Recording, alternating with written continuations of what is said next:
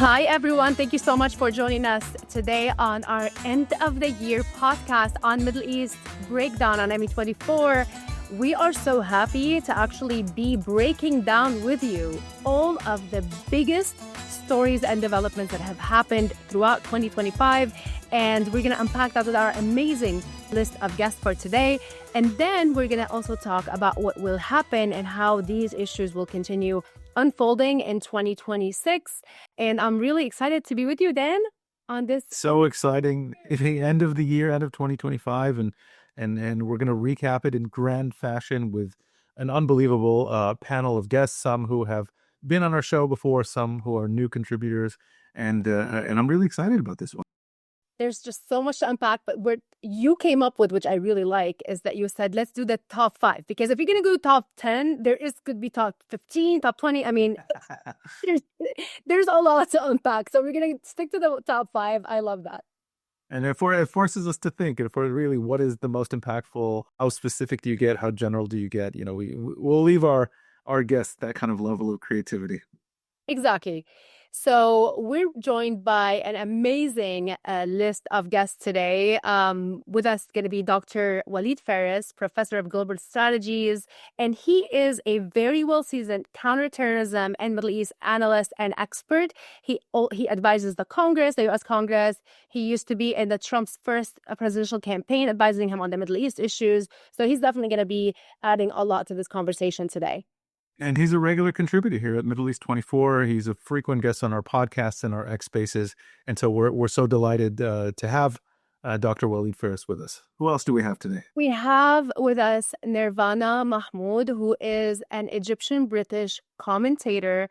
Also, she is an analyst and an expert on Islamic extremism, on Middle East affairs. And she's been, and you mentioned to me then that she also was named one of the top 100 most influential women on BBC in 2000. That's right. Top 100 influential women on BBC, and a medical doctor on top of all of that. So really excited. She clearly does a lot of things, and she's a fascinating voice who's traveled the region.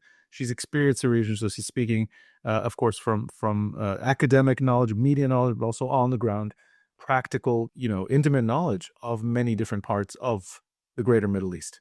Also joining us is Robert Silverman, Bob, who is a U.S. diplomat, a former U.S. diplomat and a senior foreign service officer with decades of Middle East experience and expertise.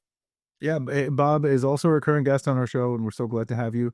Bob has been a senior U.S. diplomat in places like Turkey, like Azerbaijan, like Saudi Arabia. He's been in Israel, and now he is a lecturer at Shalem College in Israel. And of course, he's the editor-in-chief of the Jerusalem Strategic Tribune. So glad to have you on the show, Bob. And with you is me, Hayvi, Bouzo, and then Feferman. We are the co-founders and co-editors of Middle East 24. And look, we're dressing up for the occasion. We're celebratory to that. And we match. And we match, actually, without even coordinating. Telepathy again. Telepathy, we're vibing. The Middle East vibes. So, yeah, everybody, please follow us on our social media, on X, Instagram, YouTube, and now actually on Facebook. Also, follow us and subscribe to our podcast on Spotify or iTunes, whatever it is that you use to listen to podcasts, and give us the best rating ever. So wonderful to be joined by you, Dr. Walid Phares and Nervana Mahmoud. It's really awesome to have you on for the first time on our podcast, Middle East Breakdown. Thank you so much. It's a pleasure. Thank you so much. And welcome back, Dr. Walid Phares. It's glad to have you again. Thank you so much for having me. This is important. The last podcast of the year. Yeah. The last podcast of 2025. That's right. And what a year, it's like what a year. We definitely want to unpack this year.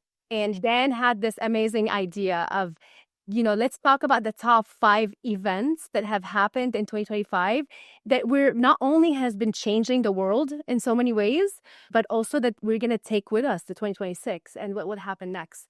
So we would love to start with you, Dr. Walid Phares, about this. Can you run down those 5 top issues and developments, and then we can discuss as a group?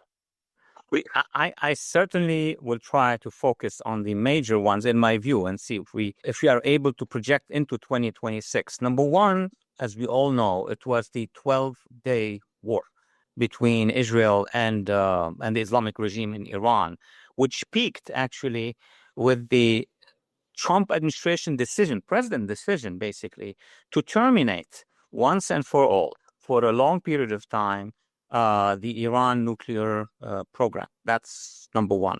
I can cite them and then come back. We could discuss each one separately. Second is basically what happened in Gaza as a result of October 7 war, 2 years. But the last part of this war, which was this year, under the Trump administration, we saw that Gaza basically, at the end of the day, was split in two. And we can talk about the details and what led to this. One part is under Israeli control now. I just volunteered and called it East Gaza, which is the surrounding of Gaza as a result. I was born and raised in Beirut, so East and West. It's something like West Berlin. Yeah, it's in West Berlin, Nicosia and Cyprus, so on and so forth. So Beirut, East and West Beirut. yeah, that's what I was. I spent my teenage years in East West Beirut, and the West is the reduced Gaza, the main Gaza, which is the city, etc. Where now we have the question: what would happen? We can come back to that. So 1 and 2. Number 3. The breaking down of Hezbollah's power in Lebanon. Hezbollah now, since last year, is not the Hezbollah that we knew for many years, actually many decades. So something has changed very deeply in Lebanon. That's number 3. Number 4, obviously, is Yemen with the Houthis. The Houthis have ruled the waves in the airspace between Yemen and Israel. And of course, before that, they were engaged against Saudi Arabia, the UAE. But now something big has been happening in Yemen. First of all, the Houthis are not very comfortable with what happened in Iran. They're not getting as much support as they used to have. But second, there was something that happened in southern Yemen, where the southern force of Aden has completed a control or a liberation for their own sake of most of southern Yemen, with some consequences to the Muslim Brotherhood. We can talk about that. But in my view, what really changed the geopolitics of the Middle East is in Syria, with the downfall of Assad. That's cataclysmic events. And of course, with the rise now of a regime which is supported by us, by the West, but has a lot of problems with its own people, especially the minorities. That would be my map of the most important ones. Wow. And it's what a big map, a face that really have been changing the entire region, changing the face of the Middle East. Can we unpack the Islamic Republic of Iran? Because you started with that, and this is what we're seeing right now. We're seeing a major uprising that is happening again in Iran. Really big, though, this time. I have to say, Hayvi, if we were playing bingo, the Middle East, 2025 duel in bingo, I would have had a good 3 or 4 of the same ones as you, Dr. Walid. Yeah. Oh, exactly. I think we have a lot of the, we didn't talk about Somaliland. I think that's another. Oh, I'll get there. Don't worry. Yeah, we'll get. Yeah. But we gave you only 5, so you had to choose from the the top. You choose an honorable mention if you want. But about Iran, and we know that Israel is also prioritizing right now confronting Iran, because we know that the ballistic missile program is ongoing. Even the nuclear program, we know that it wasn't completely destroyed. So what can we talk about this? Let's talk about this as a group, but let's start with you, Dr. Phares. Yeah, I mean, we can start chronologically, and I'd love to hear also your opinion and then have my opinion on yours. Chronologically, the end of the Israel's 12 days war on the Islamic regime in Iran, and Iran's war on Israel, which this year was something never seen before, all these missiles blasting into neighborhoods in Israel. So that was heavy. But Israel was the one who was ending that war, of course, with a request by the United States. But here's in my view, what was the most important development. The Israelis have responded deep inside Iran in a way. Yes, the the Iran regime threw a lot of ICBMs, destroyed. I lived something like that in the 80s in Lebanon, where the Hafez al-Assad regime sent, as you know, a lot of missiles into Lebanon. But this was grandiose. This was very large. What made Israel achieve a strategic victory was the fact that they disarmed the regime almost strategically from the air. This is big. From the air, they destroyed most of the ICBMs, most of the ramps, launchers, etc. So they were disarming. They got to a point, and that what I wrote about, and I spoke with both of you about.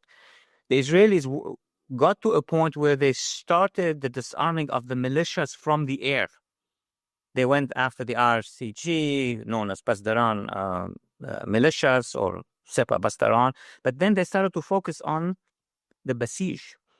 And why was that very important? Because the Basij are the ones that controls actually the population. They were the Gestapo SS of that regime. And the Israelis started the brown shirts. They're the brown. Yes, the brown shirts. Armed, heavily armed brown shirts. It would have, some experts said, including NGOs from inside the Iranian opposition, had Israel been able to continue for 5-6 more days on the Basij, there would have been a massive uprising in Iran. Now, as you just said, Hayvi, now we see something parallel happening again. But let's put this on another part of the discussion. And had the Israelis been able to destroy the Basij, there could have been an uprising that would have gone to the police stations. And now we know, after all these videos from commanders of the regular army and the police station, that they would basculate, they would go with the people. That would have led to the crumbling of the regime. Unfortunately, there was a regional power. And I'm saying unfortunately because now they stretched the war even further. Qatar went to the United States and asked them, can we pressure Israel to stop because we can get a deal? And you know, in the West, in the United States, when we hear a deal is coming, pressure was put on the Israelis and they stopped, but the deal never came. This was a maneuver to obtain a request from Qatar to stop the war, and then the Israelis had to stop their airstrikes. I think that was the most important. Now, as you just mentioned, there is the return of that wave. The reasons, we'll figure out this later on, but there is a wave coming back, and the regime is calculating, and let me just give me 10 seconds on this. They don't want to go to war against Israel right now if they can not to go. They don't want to go against, the United States under this administration. But if the regime feel that the revolution is coming, that there is a greater pressure coming, in order to save themselves from the revolution, guess what they could be preparing for? A preemptive blitzkrieg strike against Israel. They will say, well, it's better that we fight against the Israelis and even against the U.S. not to fall under a revolution coming from the inside. That would be a calculus that could be realistic. What do you think a solution for something like that? What's the right approach right now to support the people of Iran, inside of Iran, but also at the same time address the concerns about the ballistic missiles and the nuclear program? And that's to you, Dr. Phares, and to Nervana. And then, of course. Nervana, you want to take a shot? I'll take mine. Just first of all, I fully agree with everything you said. I just wanted to highlight how the opinions differed from at the time when the war ended, when many thought that maybe President Trump didn't take the right decision by asking Israel to stop the war. And some argued that maybe he should allow Israel to finish the job. Now we're looking at the crumbling of the regime and the organic protest in Iran. And perhaps we look at that it was probably the right call from Trump to leave the regime to die organically rather than go into the history book that the American and the Israelis ended the regime. I think it was far better to see now organic protest, collapse of the economy, the real price is going unprecedentedly low, people are unhappy, and the regime is unable to control its own people. And I fully agree with you, Dr. Phares, that the regime for its own survival will do anything about maybe starting a new war in Israel, etc., etc. But this time will be different, because this time Trump won't stop Israel, because Iran will be the one who's starting a new round of confrontation. But also, I would like to add that a lot of people in the Arab world in particular were cheering Iran, thinking that Iran, here we go, they are attacking Tel Aviv, they are attacking the heart of Israel, this is unprecedented, etc. But Israel showed its tenacity, showed that it can absorb the Iranian attack. And that, I think, it was important for the world to see that despite Israel was fighting on many fronts, it managed to absorb and counter the attacks and survive until the Arab world, I'm here to stay. Wow. Yeah, that makes absolute sense. Then you wanted to say something. Yeah, I want to say a couple things. First, in response to what you said, Walid, I generally agree with you. I think and I was here. I was on the receiving end of some of those missiles here in Israel. I think Israel was ready to stop that war at that time. I think Israel was happy for the ceasefire because it had achieved basically everything it could achieve with the intelligence infrastructure it set up, and then the airstrikes that it could conduct. There's not a whole lot more that Israel felt it could achieve, short of really going after regime targets. So it set back, obviously, the nuclear program. It set back the missile program by about half, some of the estimates. And then, of course, it completely demolished Iran's air defenses and also embarrassed the regime, the siege targets, Evin prison, etc. Nervana, you brought up a fantastic point that I didn't think about in this sense, or at least I thought about it from a different point of view, and that is, I think it would be better that it is better that the regime was embarrassed and that the people felt emboldened to come out rather than an outside toppling, because an outside toppling, as we know, especially, and this is something that the Iranian regime and the kind of champions of third world anti-West sentiment have championed for years. Well, it's the Americans, the CIA and the MI6 that brought down Mossadegh, and so it has to be from inside, in the same way that the Soviet Union collapsed, Yes. Under its own rust, under its own rot. And I'll add just kind of another point on this, is that I am not sure, and maybe I'm wrong, but I'm not aware, for a country to be overthrown, there's a number of criteria that must be met for a regime to be overthrown. And the biggest one that's missing in the Iranian sense is a unified opposition with a leader waiting to come in, or a leadership waiting to come in and take over. I'm not quite sure that exists yet in Iran, because we have seen such public protests en masse since 2009, the Green Revolution and the Mahsa Amini protests, and you've had the water protests and the financial protests and the Bazari protests. And so I'm not sure.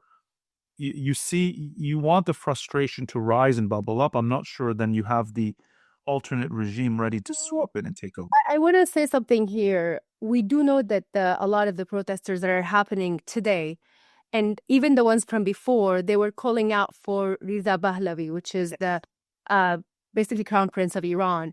And that's inside of Iran. So we can argue that the public sentiment inside of Iran, generally speaking, is preferring and vocalizing, which is, I think, the most dangerous thing for a person inside of Iran to say those words, because this is the biggest threat to the Islamic Republic of Iran, right? Is the bringing back of the monarchy that a lot of people in Iran right now just kind of miss and are so nostalgic about.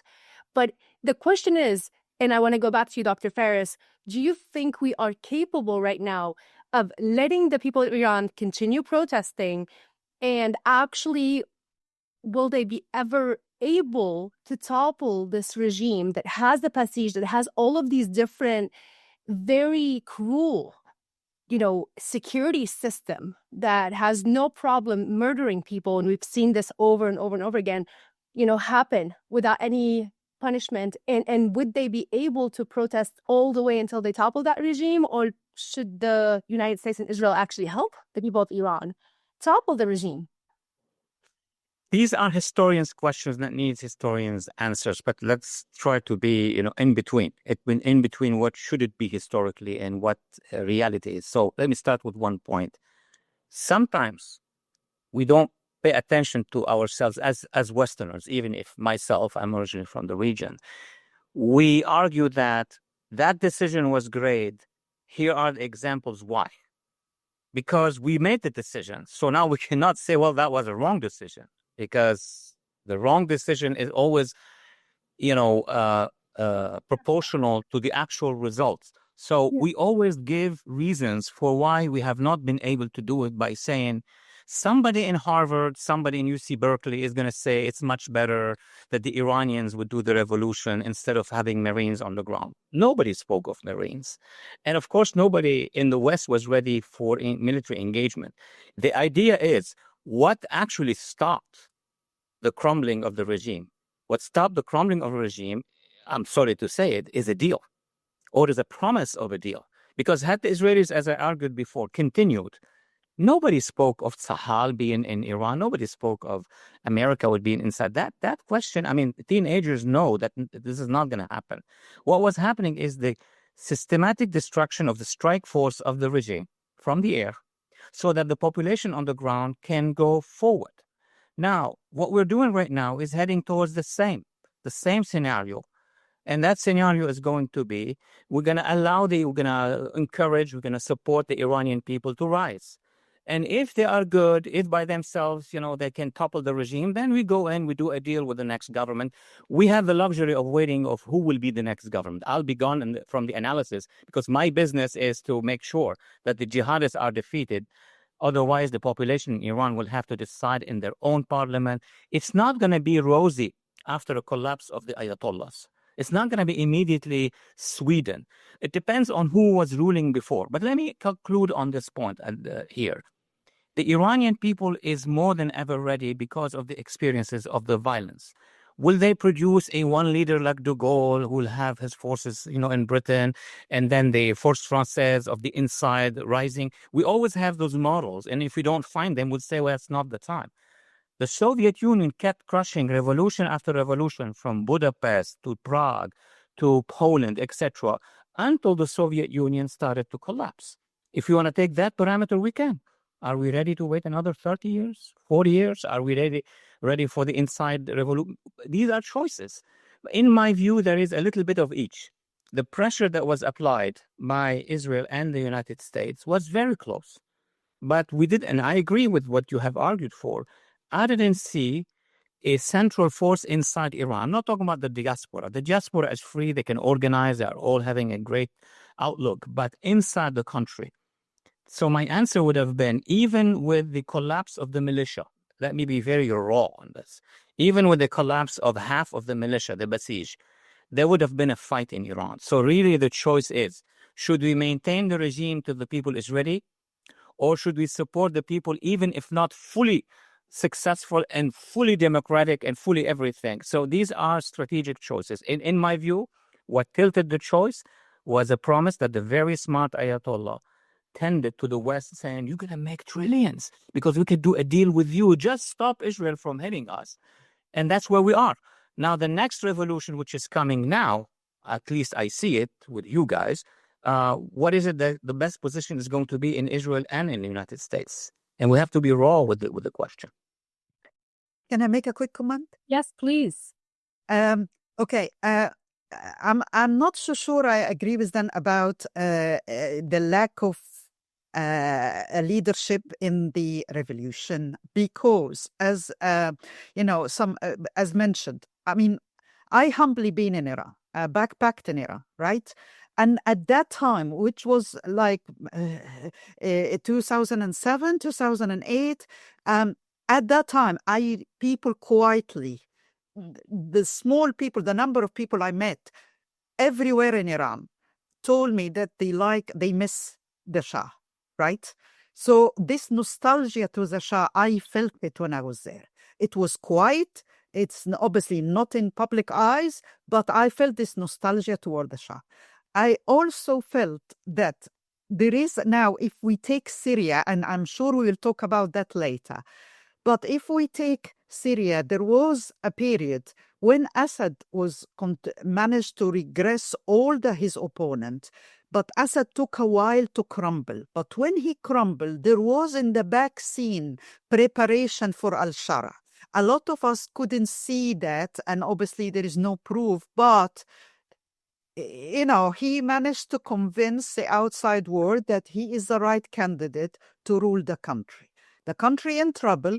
He is not popular everywhere among the minorities, but he still managed to convince a big chunk of the country that he can be a de facto leader, unelected leader, etc. Without delving into Syria now, I still see the Shah's son, Reza Pahlavi, as a potential for replacing the mullahs. But there are some factors needed. He is not as savvy as Shara in Syria. He is more idealistic, in my humble opinion. But he is still can be a uniting figure amongst most of the native Iranian. The minorities like Kurds, for example, might not want him, but they will still gradually accept someone rather than the collapse of the state, and with the backing and the support of everyone. The other factor, I think that, yes, the mullahs made a deal with Trump. You are absolutely right, Dr. Phares. But I don't think Trump or Israel bought that. Yes, it didn't materialize, but everybody know that that's okay. Let's just give them the rope to hang themselves. And the fact that they didn't materialize the deal, the fact that they backtrack and they are trying to survive and failing now, I think will make a lot of people in many corners in DC and Tel Aviv to realize that next time there is no mercy. And obviously we know that Netanyahu will meet Trump, and it will depend on what the discussion will happen. Absolutely. We can't hear you, Dan. Hi, Bob. It's really great to have you with us. Dr. Phares, how much time do you still have? We can keep pushing, and I'll leave a little bit earlier. We can keep pushing. So let's do this. Your second point, Walid Phares, your second point of your 5 kind of key points was the end of the Gaza war and Gaza essentially being split into an east and west. So let's take a second to unpack this. And it's a good opportunity to bring in Bob Silverman, who just joined us as well. Can we, tell Bob just a little bit about the kind of what? Yes. So Bob, as I told you, what we're doing is, and we're going to dive into the second of his 5 points. We'll go around. You'll be next, and everyone's kind of giving around 5 events, developments, either from the region or internationally that affect the Middle East, or from the Middle East that affect the world, and then we're kind of going through like your top 5 of 2025, and then we'll unpack them together. So that's it. So Walid, let's get into your second point here about how the Gaza war ended, with Gaza being split, as you called it, sort of into an east and west. You said Beirut. I kind of mentioned Berlin. Let's dive into that. Nicosia, Beirut, all these cities that were split in 2. Well, look, we have discussed it over the years.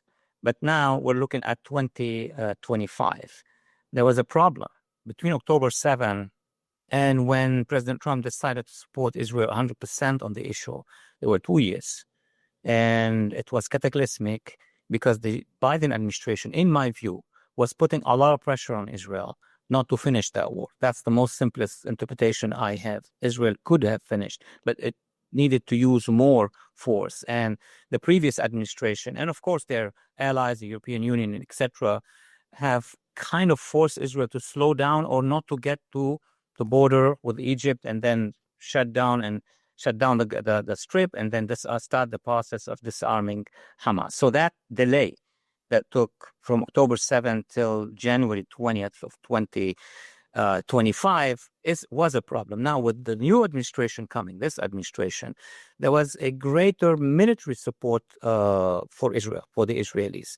The other problem was that the Hamas people used the regime connection, the Islamic regime of Iran connection, with the West in general, and not certainly with the governments, but with lobbies with the Iran deal lobby, with etc., to try again, as they've done for the mothership Islamic regime in Iran, to promise we can have a deal. Remember, the first positions of the administration were so strong. Even the Israelis were surprised that President Trump said, we're going to maybe, have the population go and rest in somewhere else and come back after reconstruction. And then, with the 20 points of the Sharm el-Sheikh agreement, whereby number one, the Israelis will withdraw to a line, a colored line, and Hamas will have to withdraw on the other side. But number two was that Hamas will start disarming. And the president was very clear.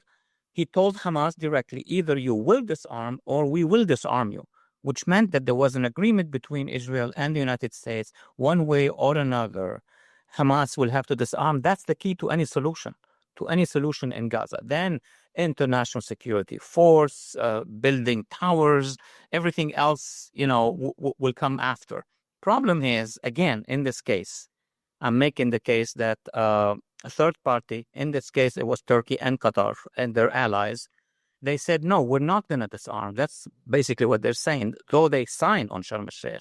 But they say, we'll find ways, maybe Hamas will become a national, guard in Gaza, so on and so forth. So after Israel withdrew to the east, then Hamas, instead of disarming, started to morph into other positions. I can be the police force. And then we even heard from Washington, okay, let them deal with it for 6 months. Things started to change. That's why the new status quo, in my view, at this point in time, are the two Gazas until Prime Minister of Israel and the President of the United States conclude on two things. There will be no deal eventually on Gaza with Hamas armed as a militia. Any other option will be very difficult. How are you going to have Hamas, a jihadi organization, despite the statements that they make, are sitting in the parking lot of a company that is building a tower in Gaza? You can't fathom this. It can't happen.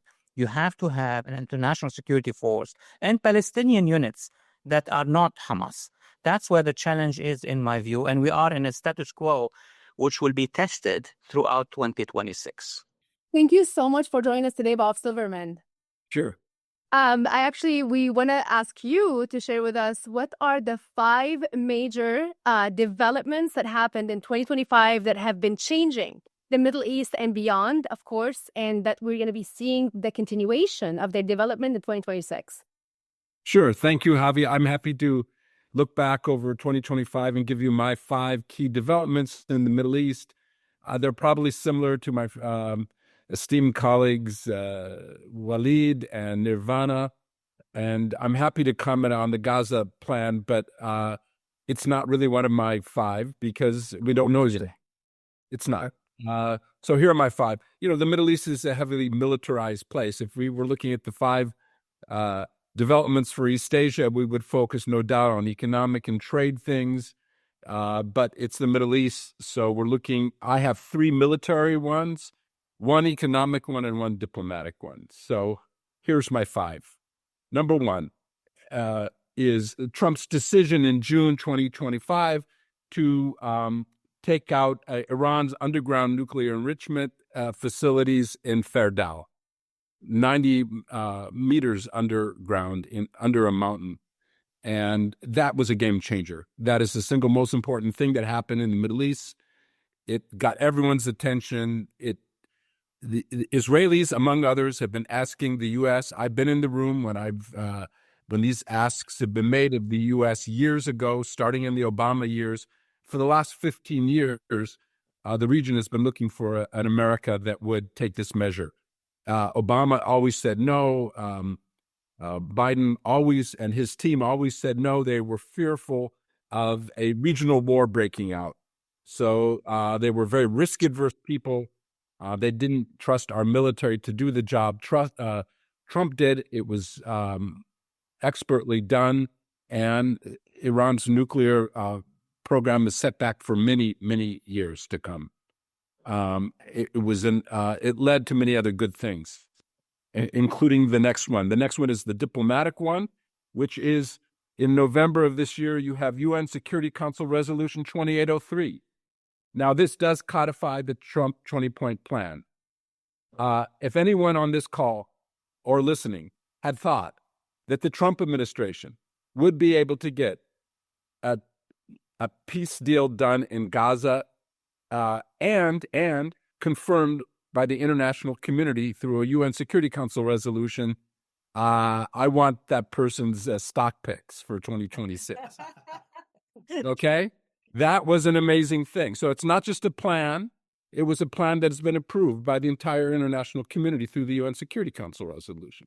And the Arab League entirely backed it, which I think was a phenomenal move. The whole thing. Now, we can debate the details that are not yet to be implemented, but you asked me to look back on 2025, not to look forward. So I'm not going to comment on Walid's things on the what's going to happen next, how Gaza or Hamas is going to be disarmed. We don't know yet. I hope in 2026, when you look back, that'll be one of the 5. But it's not one of my top 5 for 2025 because it hasn't happened yet. But we do have a plan. We do have international backing for it. Like you said, the entire region. And we'll see. The plan, I'm in touch with some of the Trump folks, the Witkoff team, and, they're on track to get this board of peace, and the executive committee announced maybe late January. They are talking to people about the component elements of an international security force, but all that's in the future.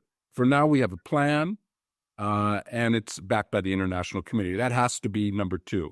So it has to be number 2. Okay, so that's number 2.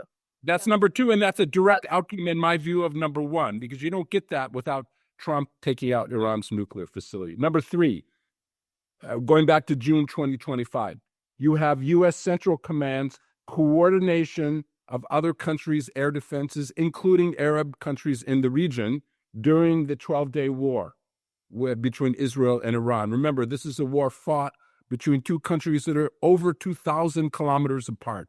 Israel is sending its aircraft over Iran. Iran is sending missile and drone barrages, over 500 missiles, over 1,000 drones. People thought that, it didn't really hurt Israel, but they were trying to. Believe me, I was on the ground here when these huge missiles did hit, and of the over 500 missiles that were launched, 49, I looked it up, 49 hit Israeli houses or infrastructure. When they did hit, they did cause a lot of damage, but only 49. Now, how did that happen? The U.S. Central Command integrated the air defenses of Israel itself, the U.K., France, Jordan. Jordan shot down Iranian drones and Iranian missiles over its airspace headed towards Israel during that 12-day war. That didn't happen by accident, b'mikre, sudfa, as they say in Arabic. It was coordinated through the U.S. military combatant command in the region called Central Command. They have exercised, they practiced this together. Saudi Arabia and Israel's air defenses have practiced together through Central Command. Now, Saudi Arabia also did allow Israel to use its airspace to attack Iran during that war. So you have both Jordan and Saudi Arabia directly contributing in different ways to an outcome. But what you see here, the reason this is number 3 on the list, is you see here the emergence of a regional alliance that everyone has been talking about. We see it. It has happened. It stopped an Iranian missile attack. I would actually take it back to the 2 previous times that Iran fired 100 something and then another 100 or so something. That was in Israel. 2024, but that's, you asked me about 2025. Yeah, no, I'm just connecting the dots here. So let me go for my 4th. And the 5th one is going to take a couple minutes to describe because I think everyone up till now would agree on those top 3. I don't know if everyone will agree on my 4th or 5th. My 4th is an economic one. It was, again, announced in December when Chevron and an Israeli gas company called NewMed got permission from both Egypt and Israel to export large amounts, trillions of cubic feet of natural gas to Egypt. They will be using onshore over Sinai and undersea pipelines to pipe Israeli natural gas from the Leviathan offshore gas field to Egypt's liquefied natural gas facilities. Egypt has invested in this, and they'll be re-exported to Europe. This deal is valued at $35 billion, by far the largest, not just in 2025, but in any year. This is huge. It didn't get as much coverage as an attention. I think I agree. This was a very big, and for both Israel and Egypt. Yes. It's a win-win, obviously. And look, everyone knows that Israel is by far and away the most powerful military power in the region. If anyone had any doubts about that, we just have to see over the last few years the wars. But it also has economic power, and a diplomatic power. And 4 and 5 are going to talk, or 4 is going to be talking about that. 4 is Israel using its economic carrots to do a deal with Egypt. $35 billion of an infrastructure deal between two countries in the region. I think you can Google that and find out that's the largest in any recent year. And it's between two countries that have up till now a fairly cold peace. So it's a game changer of its own. Bob, what does that do to the long-term stability dynamics between the two countries? Because as you said, it's a cold very peace. positive. There are tensions. There are always going to be tensions. Look, I've spent 4 years of my life in Egypt. I love that place. I've spent another 4, maybe even 5 years in Israel. I love that place.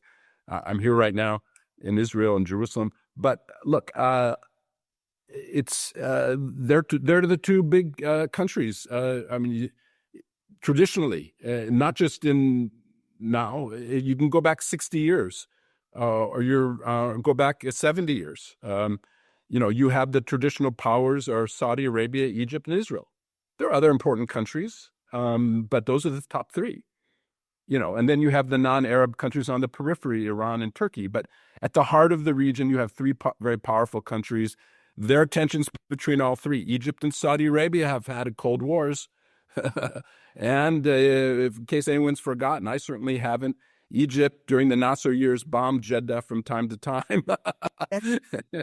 and so let's remember each of these 3. One thing I will tell people, and then I'll go on to the 5th, is I always love this saying, an enemy and my enemy is my friend, because it's certainly not true. It's comforting to people because it makes people believe that people in this region of the Middle East are natural alliance builders and they're looking common ground, a common enemy, but they don't. Egypt and Saudi Arabia and Israel all have a common enemy in Iran, and yet there are lots of tensions between the 3. So you do need the U.S. to integrate them. And look, and there's going to be tensions. That's why you need good diplomats there. Egypt has a fantastic diplomatic corps, maybe the most professional in the region, period. And they know how to work with Israel. They know how to work with all these countries. And so this is a win-win, okay? And it helps. It gives an economic dimension long needed to a regional alliance. A regional alliance cannot be military alone. If you look at the EU is primarily an economic alliance. ASEAN, primarily an economic alliance. Yes, it has security and military aspects, but these countries are based on trade ties, investment ties. And the more that happens in the Middle East, the more you can see the regional alliance emerging further. Number 5, and this is where I think people are going to disagree. I think what the Southern Transitional Council did in December 2025 in Yemen is the 5th most important thing in the region, because I agree. It's one of my top 10. I don't know if it's a top 5. It's a 10. It's also agreed. He had a lot of your points were already agreed on. By playing bingo, but this is Middle East 2025 bingo. All right, well, great minds think alike, right? Great minds think alike. So look, we don't know yet. It just happened. But if the Southern Transitional Council can, in fact, block the Iranian smuggling to the Houthis, all these missile parts, how are the Houthis getting resupplied? Let me explain how they're getting resupplied. Little boats called dhows, little shipping boats, wooden boats are crossing from Bandar Abbas, a very short distance to Oman. And the Omanis are looking the other way. They're being put on flatbed trunks, and they're being driven across the desert of Oman and into the Hadramaut and up into Houthi territory. But they're passing territory that used to be controlled by the so-called Yemeni government, right? Who's based now in Saudi Arabia, but they weren't stopping the smuggling routes. And the Omanis weren't stopping the smuggling routes. Sometimes the U.S. would put their foot down and the Omanis would temporarily stop it, but not consistently. And that's how Yemen is able to prosecute wars. That's how Yemen is able to stop shipping through the Suez Canal. The Houthis are getting supplied by Iran. If the Southern Transitional Council can effectively block that in 2025, it is certainly one of the top 5, and it'll be very, very similar to what Ahmed al-Shara did in Syria in 2024, when he took over Syria and blocked the overland supply from Iran through Iraq and Syria into the Hezbollah. That has been the single most important thing in 2024, frankly. If the Yemenis can do the same to the Houthis, then the whole region has effectively contained Iranian proxies. And it's not game over, but it means that Iran has suffered a huge defeat. So let's see. By the way, I will comment on Turkey because I spent 3 years of my life there. One of my kids was born in Turkey. I speak Turkish. I have a very fond feeling for that place. I spent another 2 years in Azerbaijan, so I love the Turkic world. Let's not overestimate Turkey. Turkey has regional ambitions.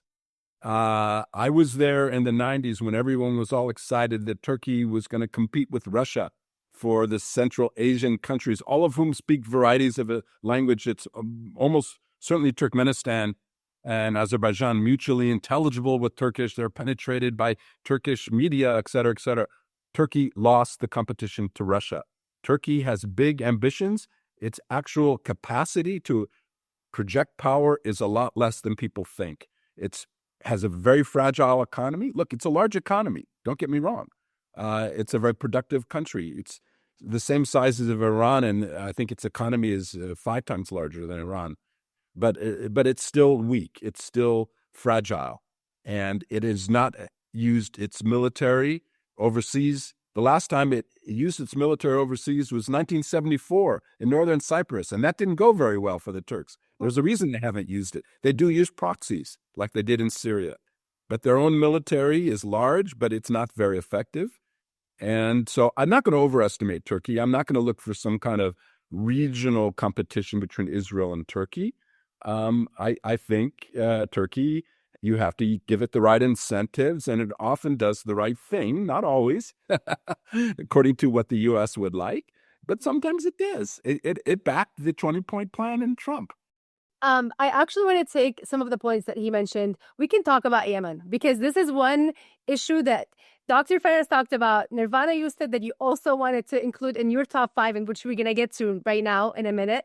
But can we unpack this? Because it is big, right? They've been using the Red Sea to destabilize and distort international, all of basically the economic and the military, any types of routes that was used by world powers, which is really important in the Red Sea. This is massive power projection by the Iranians and the Houthis using their a strategic chunk of the Red Sea. So, Dr. Walid, Nervana, happy to have your insights, your comments on any of these points, and then maybe we can go back to dissecting and talking about Dr. Walid's points before moving on to Nervana's, right? About Yemen, every Iran proxy had its own power, and Iran was using their strengths in its favor. What the Houthi project themselves as their own power is their own medievalism. They are regressive. They don't use mobiles. They don't use pages as Hezbollah. They are hiding in bunkers, and they are maintaining close link among each other, and they have very little infiltrators. So they thought that their power, Israel, will not be able to reach them. And they bragged about that in every Arabic channel I have listened or watched. But in reality, they turn up to be wrong. because despite their backwardness and their medieval approach into communication, Israel has managed to infiltrate and have access and destroyed at least some of their own leaders and their own missiles and weapons storage facilities. So the intelligence, the idea that Israel have managed to infiltrate Houthi and Sana'a is a huge, huge step, in my humble opinion, if we talk about Yemen in general. But also in Yemen, there was always rivalry between the United Arab Emirates and Saudi Arabia in Yemen. Okay, the United Arab Emirates have never hidden its support to the south part, which historically was always the most affluent, the more secular, the more pro-West, if I may say.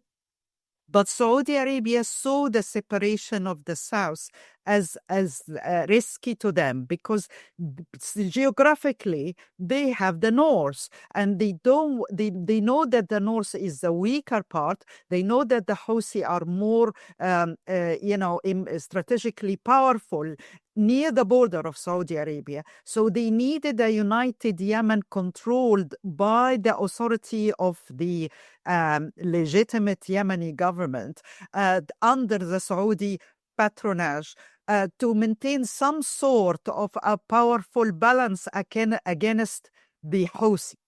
But that is never materialized in Yemen. The central government was always the weak and always, the weaker part of the Saudi arsenal. The United Arab Emirates played the patience move, like, slowly but slowly, not oppose Saudi Arabia, but in the right time, in the right place, when all the strategic world powers are busy with other things. The coalition of the southern tribes have managed to hit and do their unite and ready for separation of the southern Yemen. United Arab Emirates doesn't go into hasty moves. It strategically moves slowly but surely. The tension between the two countries is obvious now, because Saudi refused and trying to convince the tribes in the South Yemen not to support the separation.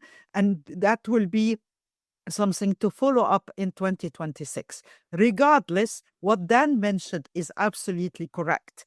Whether the UAE and Saudi will agree or disagree, the smuggling channel toward the Houthi being cut, and it will remain cut for quite some time. That's why the Houthi now are at their weakest.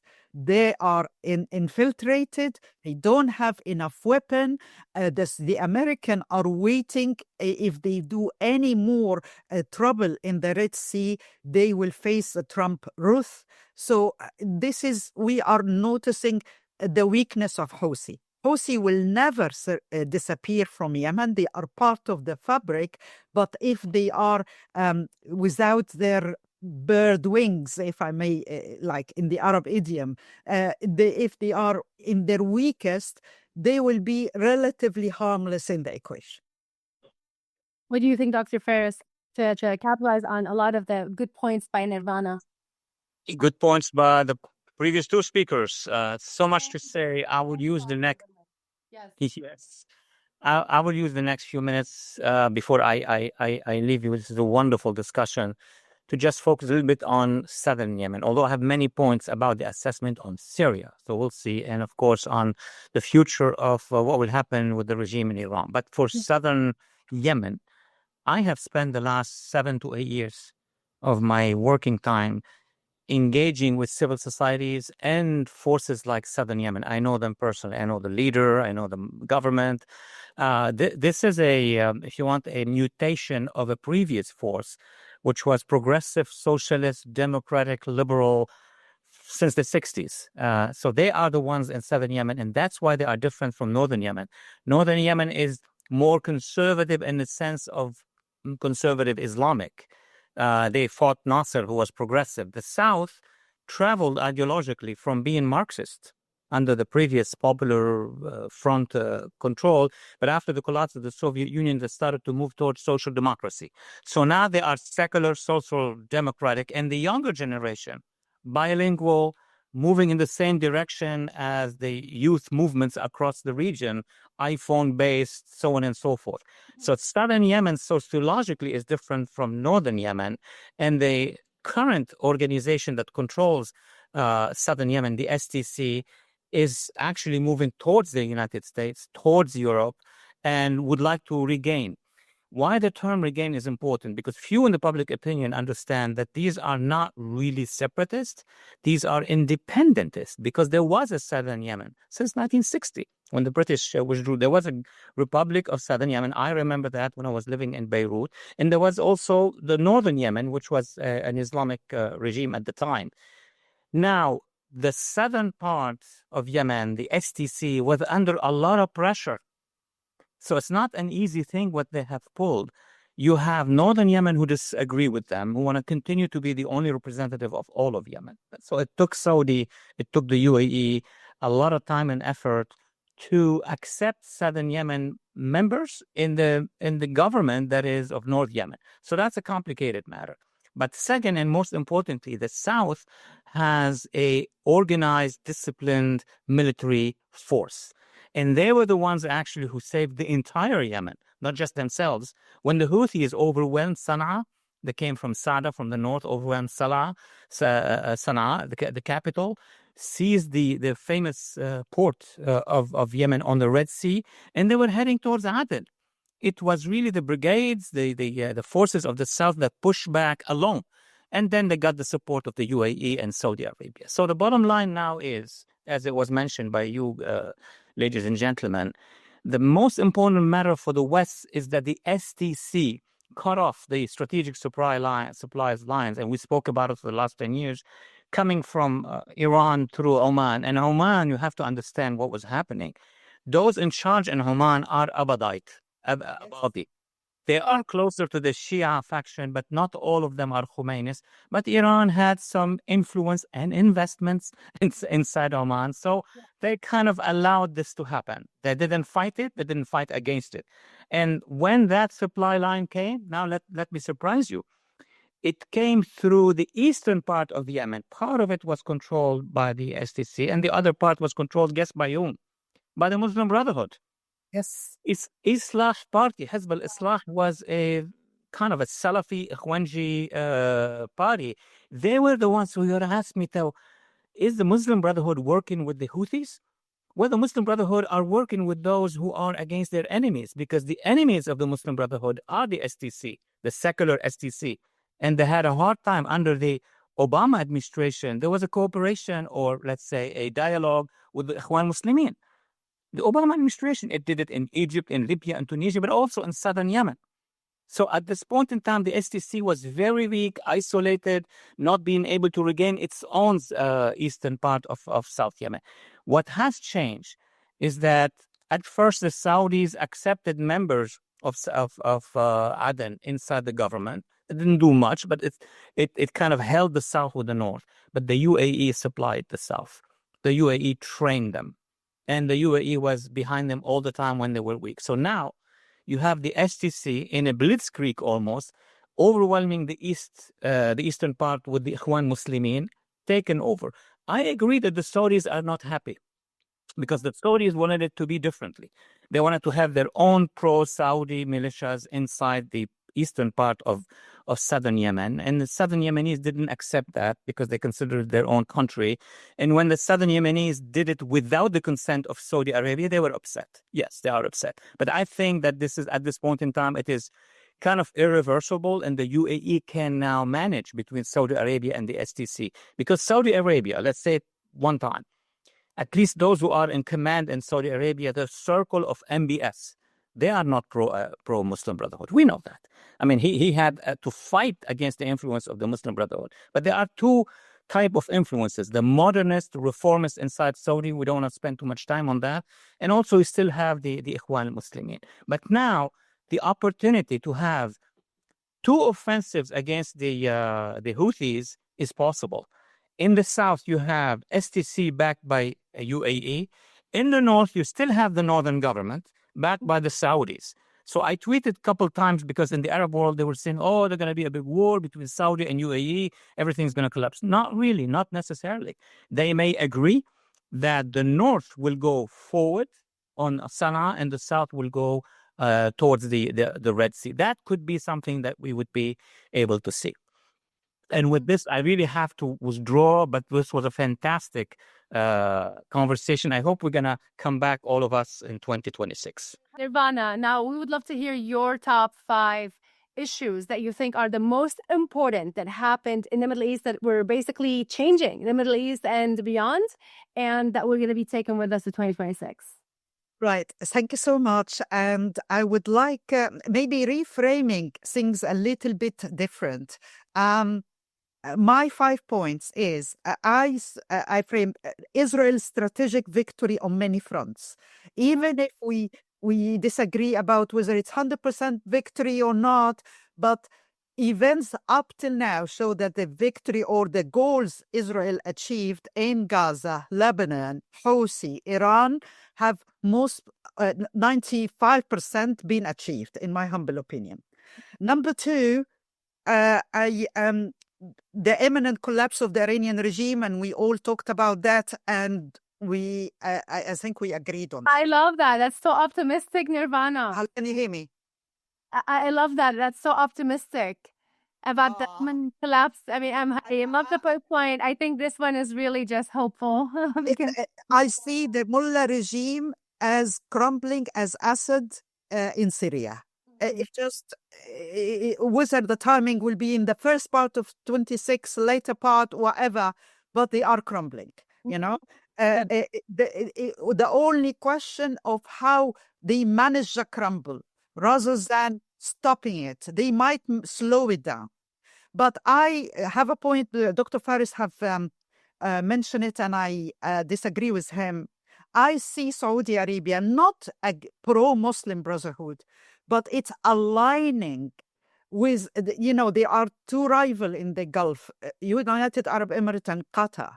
And after they boycott Qatar, I see Saudi Arabia now is dealing with Qatar rather than opposing it and trying to manage the relationship with many Islamist groups and entities around the region, from Al-Shara in Syria, from the Somalian versus Somaliland, from the North government in Yemen, as Dr. Walid Phares mentioned, for a relationship with Turkey. I see all that as something different, like they are trying to maintain strategic relationship with the US, Israel, etc., and not close the door, but they still cooperating with many Islamist entity in the region.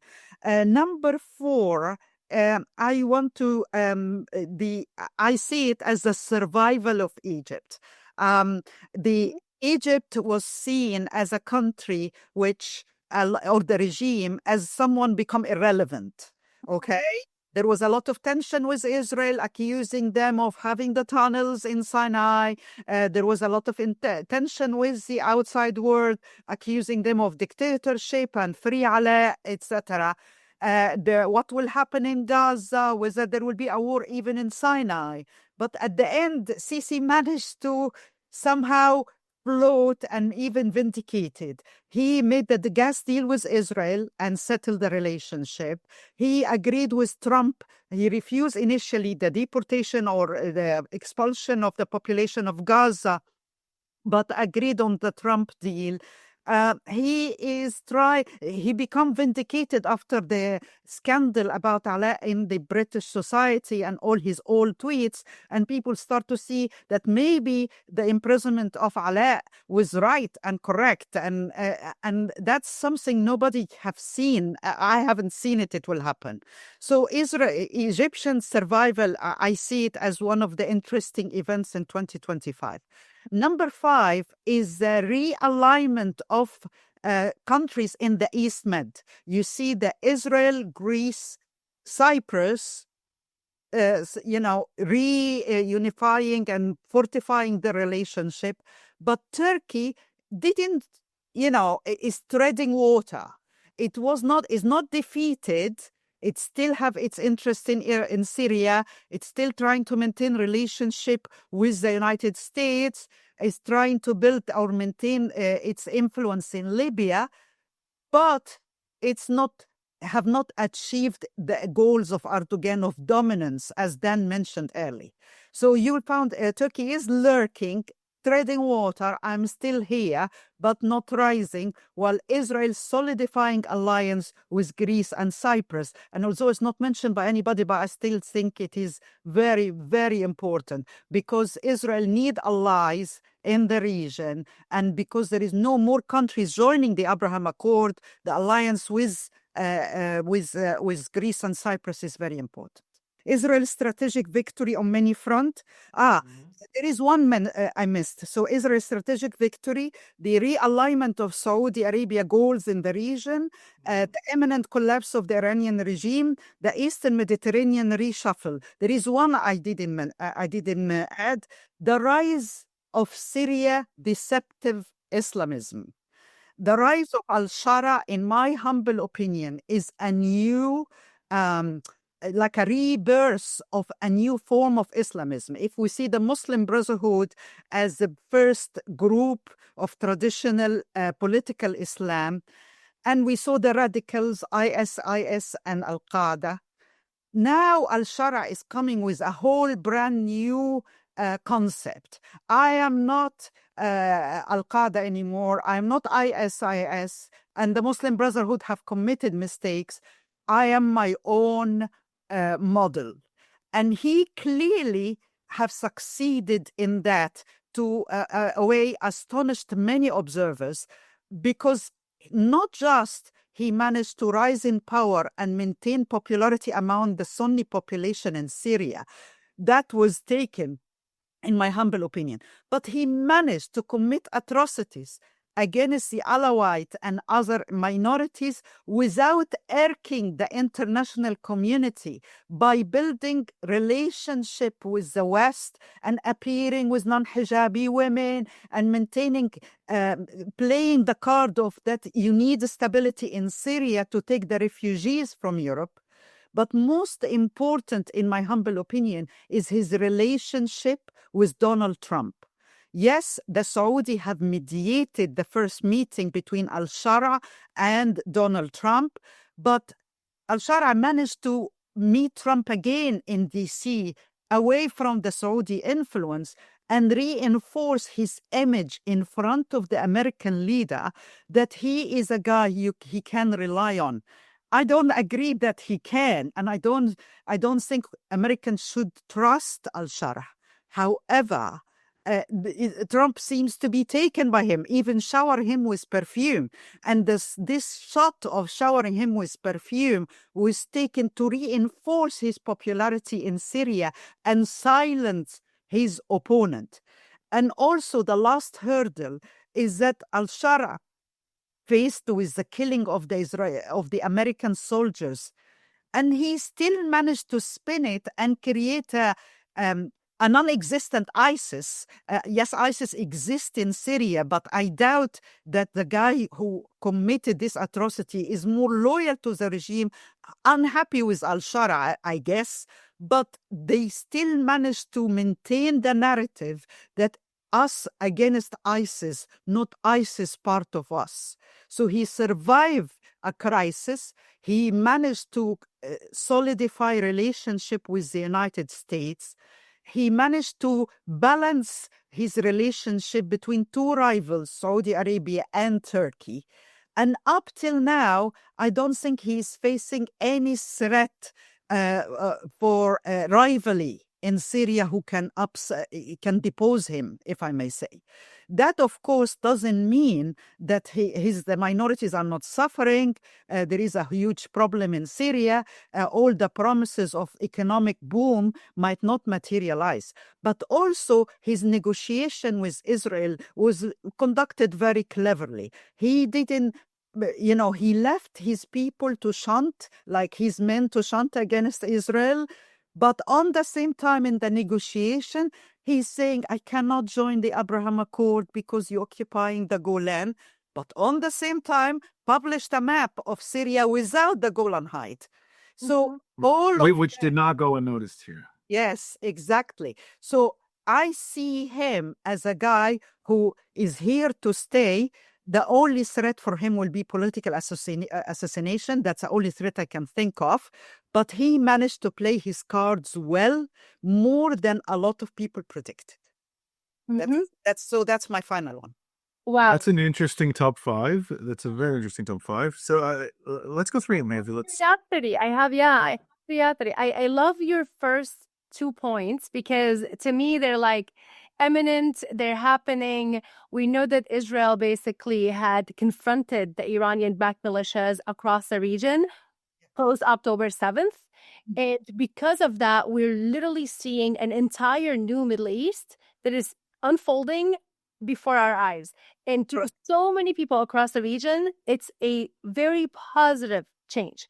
It's a very hopeful change because for the first time, you see, people in Lebanon speaking out against Hezbollah, the Lebanese government and military actually trying to make actual steps on the ground to confront Hezbollah because they're empowered. The same thing, the Assad regime is gone from Syria, and we can talk about Del Shara and, what's going on, what will happen in the future. But for the people in Syria who have suffered so much under this very bloody, corrupt, socialist dictatorship that has been in bed with all these terrorist Islamist organizations, it's a dawn of a new era, basically.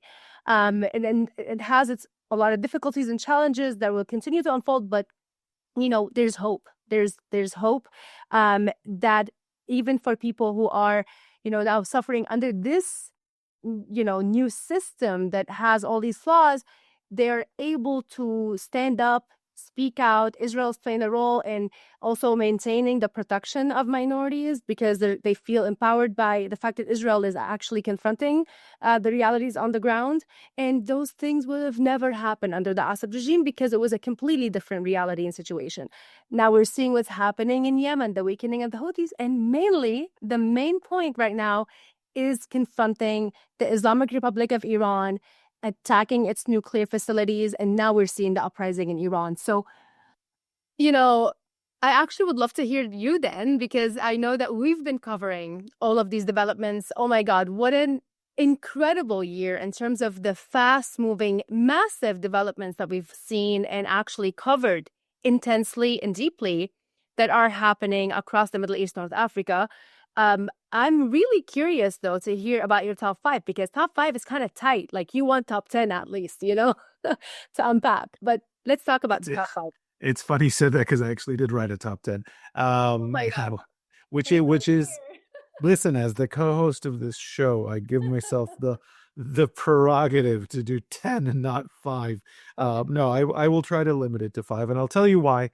Some of them are kind of a hard 5.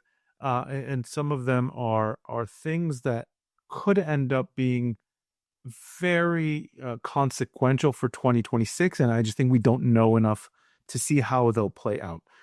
So the first one I want to mention is my definite top event that has shaped the Middle East, I believe, in 2025, and that is the inauguration, not the election because that took place in 2024, but the inauguration of Donald Trump as the president of the United States, with a very different approach to the Middle East and to foreign policy. And we saw immediately the clear impact of that on everything that has to do with the Middle East. But we saw it certainly on the Israel-Hamas war in Gaza. We had previous guests talk about the approach that President Trump took, that President Biden was unwilling to take.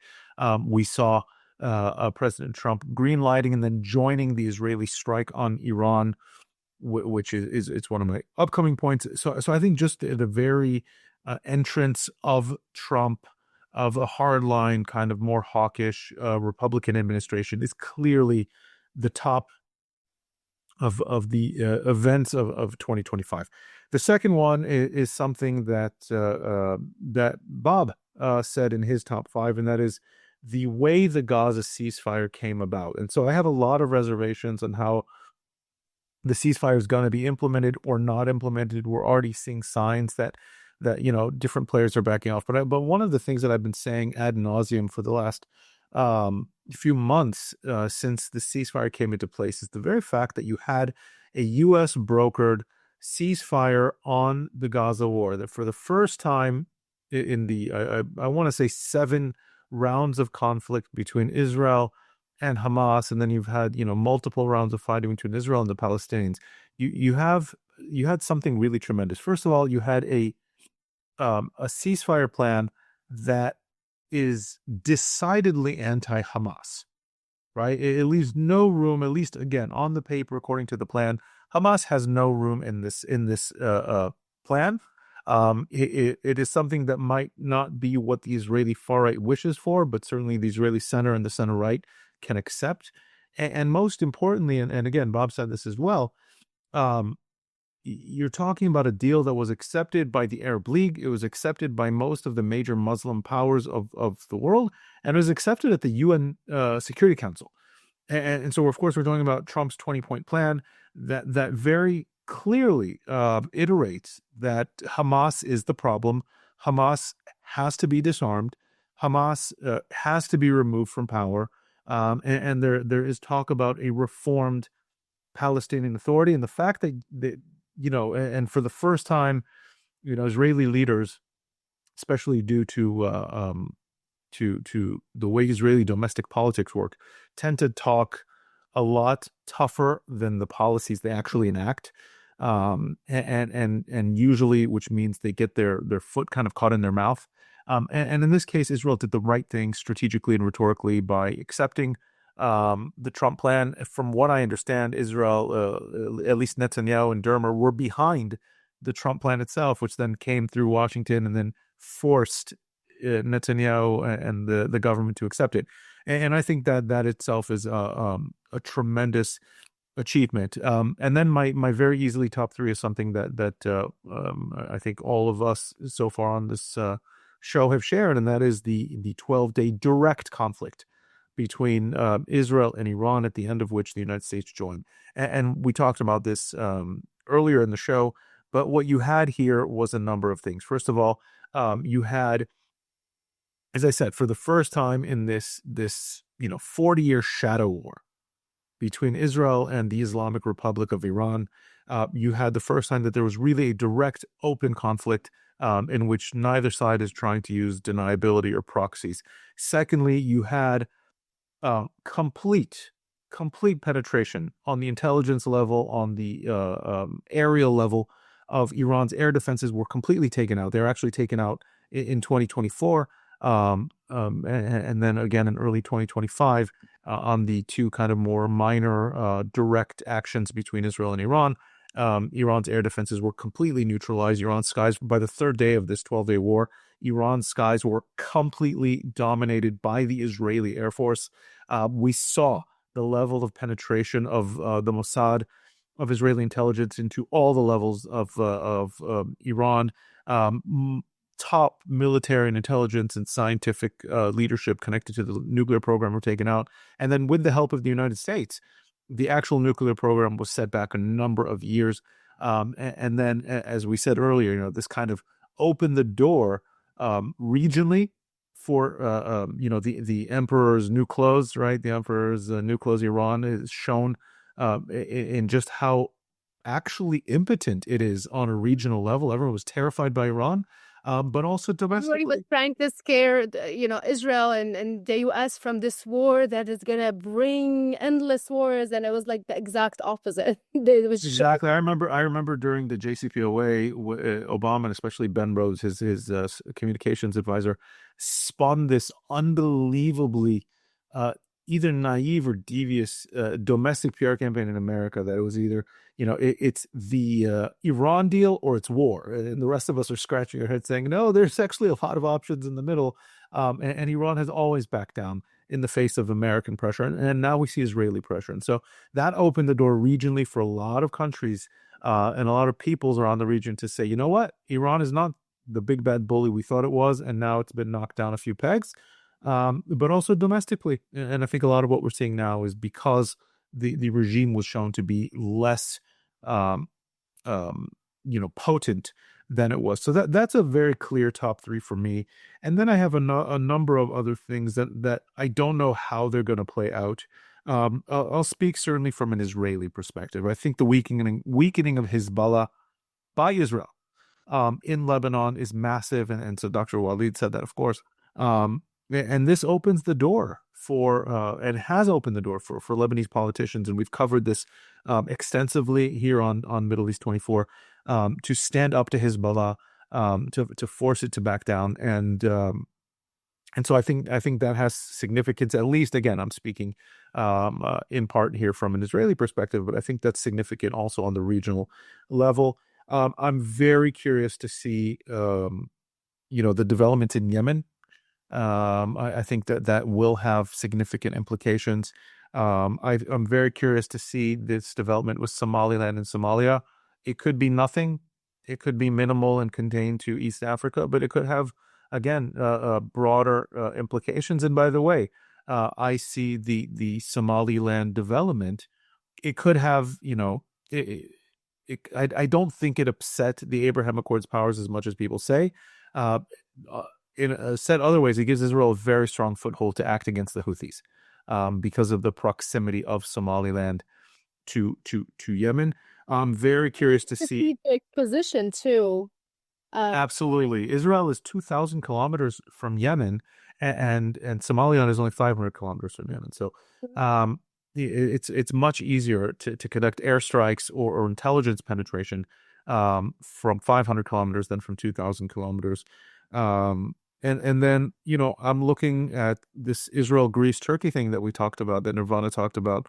That has the potential to shape developments in the end and in the Eastern Mediterranean, the power dynamics in the Eastern Mediterranean. What does that do? I was on Al Arabiya earlier today, talking about the Israel-Turkey dynamic, and this came up a lot. So I'm curious to see where that goes. And Syria, I will agree. I will agree with Nervana. I'll agree with Walid as well. I don't know where that's going yet. My inclination is al-Shara himself is not a good guy, but he's playing a very smart game, and he's getting the entire. You're absolutely right there, Nervana. He's getting the entire region on his side. He's getting a region that's sick of conflict on his side. He's saying the right things, even if he's letting these Islamist factions that are supposedly loyal to either the Syrian government or they're loyal to Turkey. It's not really clear. Kind of run rampant against the different minority groups in Syria, but it certainly is consequential. The kind of rise of Syria, and I never thought about it in the way that you explained it, as kind of new model of Islamism. But it's certainly a very interesting development to watch. And maybe I'll kind of just add a bonus sixth, previous guests here, Bob, downplayed it a little bit, but I see a lot of these things are connected. So you're talking about Israel's kind of rise and success in the region militarily, to your first point, Nervana, and I agree with it. At the same time as Iran's weakening, and those are connected, and now you see at least Turkey trying to kind of reassert its impact, its dominance around the region. I agree that Turkey is limited in a lot of ways, but it certainly is brazen, and with Iran weakened, and so maybe what we could see is this kind of Israel-Turkey dynamic, and I'm curious to see also, to one of your points, where do the Saudis fit in or not fit in? Where are the Abraham Accords going? I was hoping to see much more progress on the Abraham Accords 2025 than we did. Unfortunately, we'll have to wait for 2026. But those are kind of my 6 points there in that regard. I'm ready now. Yeah. Exactly. So would love to, I will say my points after you respond, Nervana, to some of his. And also if you want to continue on the point that you're actually discussing right before your internet cut off. Okay. You're right. I just want to highlight that anyone know the Islamist movement and the evolvement of the Islamist movement in the Middle East and abroad, know the tenacity and ability to regenerate themselves at the time when everybody predict their downfall. Okay, and I see Al-Shara as the new module suggested that, you know, I am hardcore locally, okay? The European and the American, don't worry about trying to change my culture, my dynamics, my social fabric, but I am willing pragmatically to do whatever it can to get your trust politically, economically, strategically in the region. That's why he's willing, like, you know, this is he is a hardcore Islamist. He views Zionism and the Jews in a very, like, if you hear his earliest interviews Al Jazeera, he was more frank about his hatred toward Israel. But one of the first things he did is inviting Syrian Jews who are based in America to go to Syria, to open the synagogue, to reconnect with their past, because he knows that this is his resume for trust to the Trump administration. And, you know, he know how to win his local by taking example from history. I see Al-Shara as following Saladin in his history. This is his role model. What do you mean by this? Okay. One of the things Saladin did after he defeated the Crusade and entered Jerusalem was building good relation with the Jewish communities who were being pushed out of Jerusalem by the Crusaders. Okay, that's exactly what Al-Shara is doing now by building bondage with the Jewish community in America. Okay, he's taken a manual from medieval Islamism and modify it smartly to fulfill his policy and vision in the 21st century. However, what the problem or the weakest point of Al-Shara is that he is not in tune with the militias who fought with him to oust Assad, who are still living in the 7th century. Who is not IQ smart as him, okay? He cannot admit that this is his game, but on the same time, he do it for the outside world. If you ask me about in 2026, 27 maybe, there will be a clash. That's why I predict that the biggest challenge for Al-Shara is to survive assassination. But because there will be one guy, like the ISIS attack, if you call it ISIS attack against the American soldier, there will be potential other things, even attempt on his life, because they will be people who are unhappy with his approach and his model. They are now, he left them smartly to focus on the Alawite, the Druze, the Kurds, you know, and the massacres happened and the West turned a blind eye. But sooner or later, there will be no more Alawite to kill, or at least, you know, prominent, and they will start to look at him rather than just be happy with the bones he threw to them, if that makes sense. And then they will start to question his policies. And then he will be facing some challenge internally. So in short, I believe Al-Shara challenge is from internal, his own fan group comrades who fought with him against Assad. Sooner or later, he'll face a challenge. I actually would like to add something to this. I do see what you mean in terms of the comparison, in terms of how he's trying to portray himself, right, to the West as somebody who is friendly-faced, maybe pragmatic, saying things to be accepted. Of course, Salahuddin was never a Al-Qaeda, ISIS. He was not somebody who was like Islamic extremist, I think, historically speaking, as a figure. But there is a question about Al-Shara in terms of today, because you brought it up, and then you said, like, you don't trust him, right? Like you don't course. know if he is a good person. And to me, it's like I kind of want to see the action, right? Like we know that this person who was, according to now even the security services in Syria, he was a member of the security services. He is an ISIS affiliate who they knew and they were, according to them, monitoring, and he ended up killing 3 American soldiers. Yes. Yes.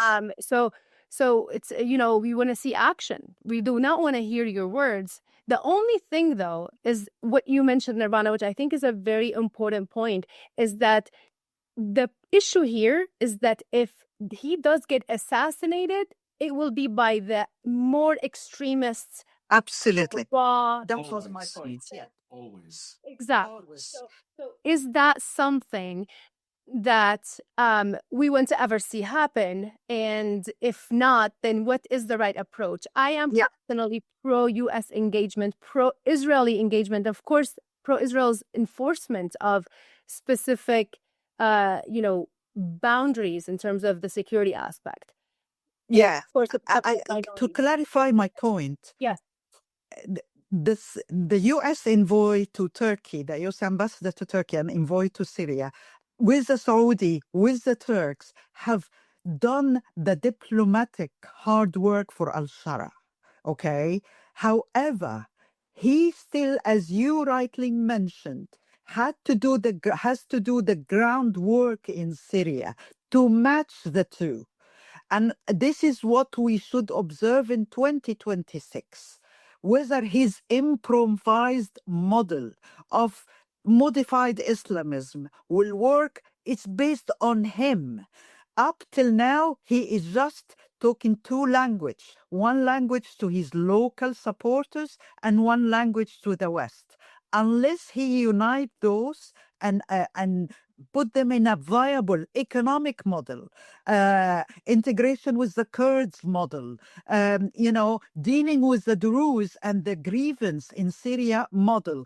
All of that will be the challenge he is facing already and will continue in 2026. But his success, what I was trying to say, his success in 2025 was unexpected. Nobody predicted he will go that far. Okay, they predicted things like once he start to massacre the Alawite, there will be a lot of turn against him, etc. But so far, people are giving him opportunities. But it's up to him to take that opportunities. And the clashes are coming, whether, the Kurds have their demands, the Druze have their demands, and we'll see how he will deal with those. Mm-hmm. I want to go back to some of your other points. Yes. You did talk, and that's something that also Dan agreed with you, about the deals that are happening in the Mediterranean between Israel, Cyprus, and Greece. Yes. How do you see the impact of that? And does it connect to this also the agreement between Egypt and Israel, which is also creating a new economic relationships, right? And integration and collaboration between the countries, right across from each other, basically. Absolutely.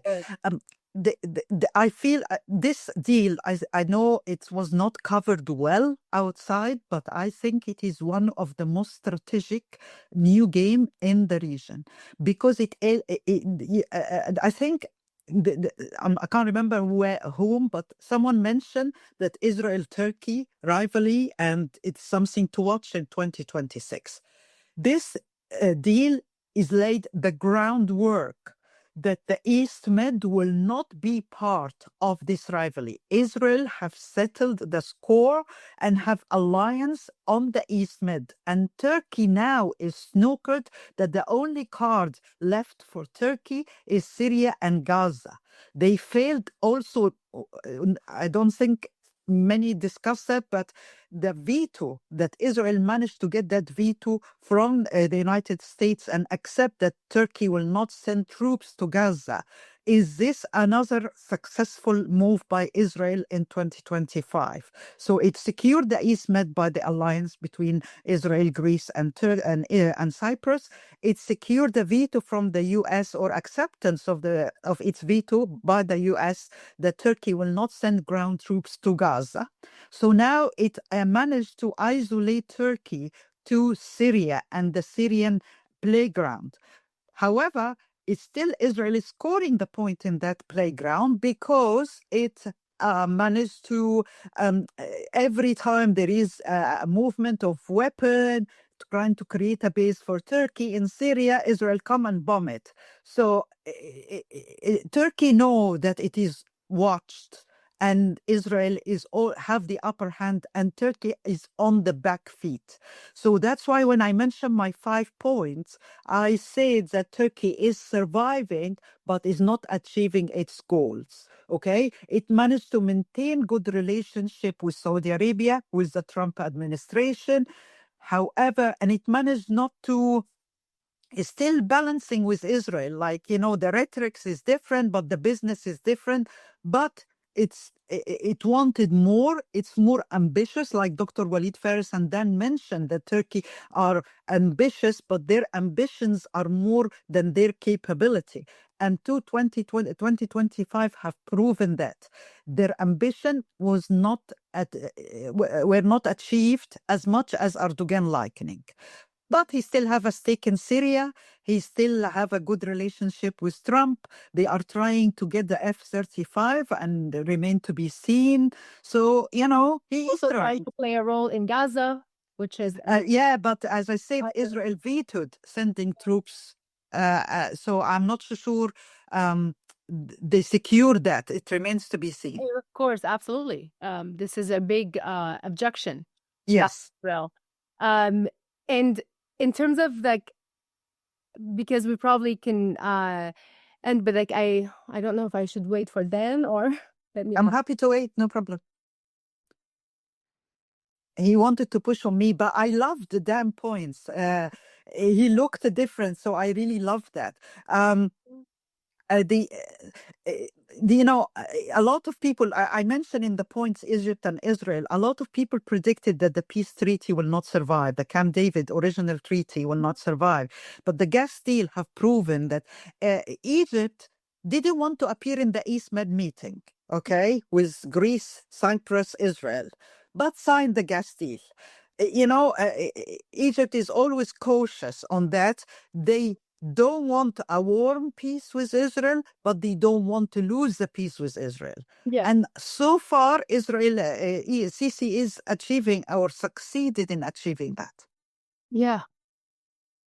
It's, yeah, definitely. I mean, this definitely was a big shift in the right direction, in my opinion. Oh, yes. There's a lot of, unfortunately, in Egypt, like through the media and the Azhar, there was a lot of animosity, I think, and there's a rise in like supporting radicalism and anti-Semitism. Oh, yes. That was always happening. But to see that there are steps that are happening in the opposite direction in terms of the relationship, which is going to be very beneficial to Egypt, that needs this kind of economic.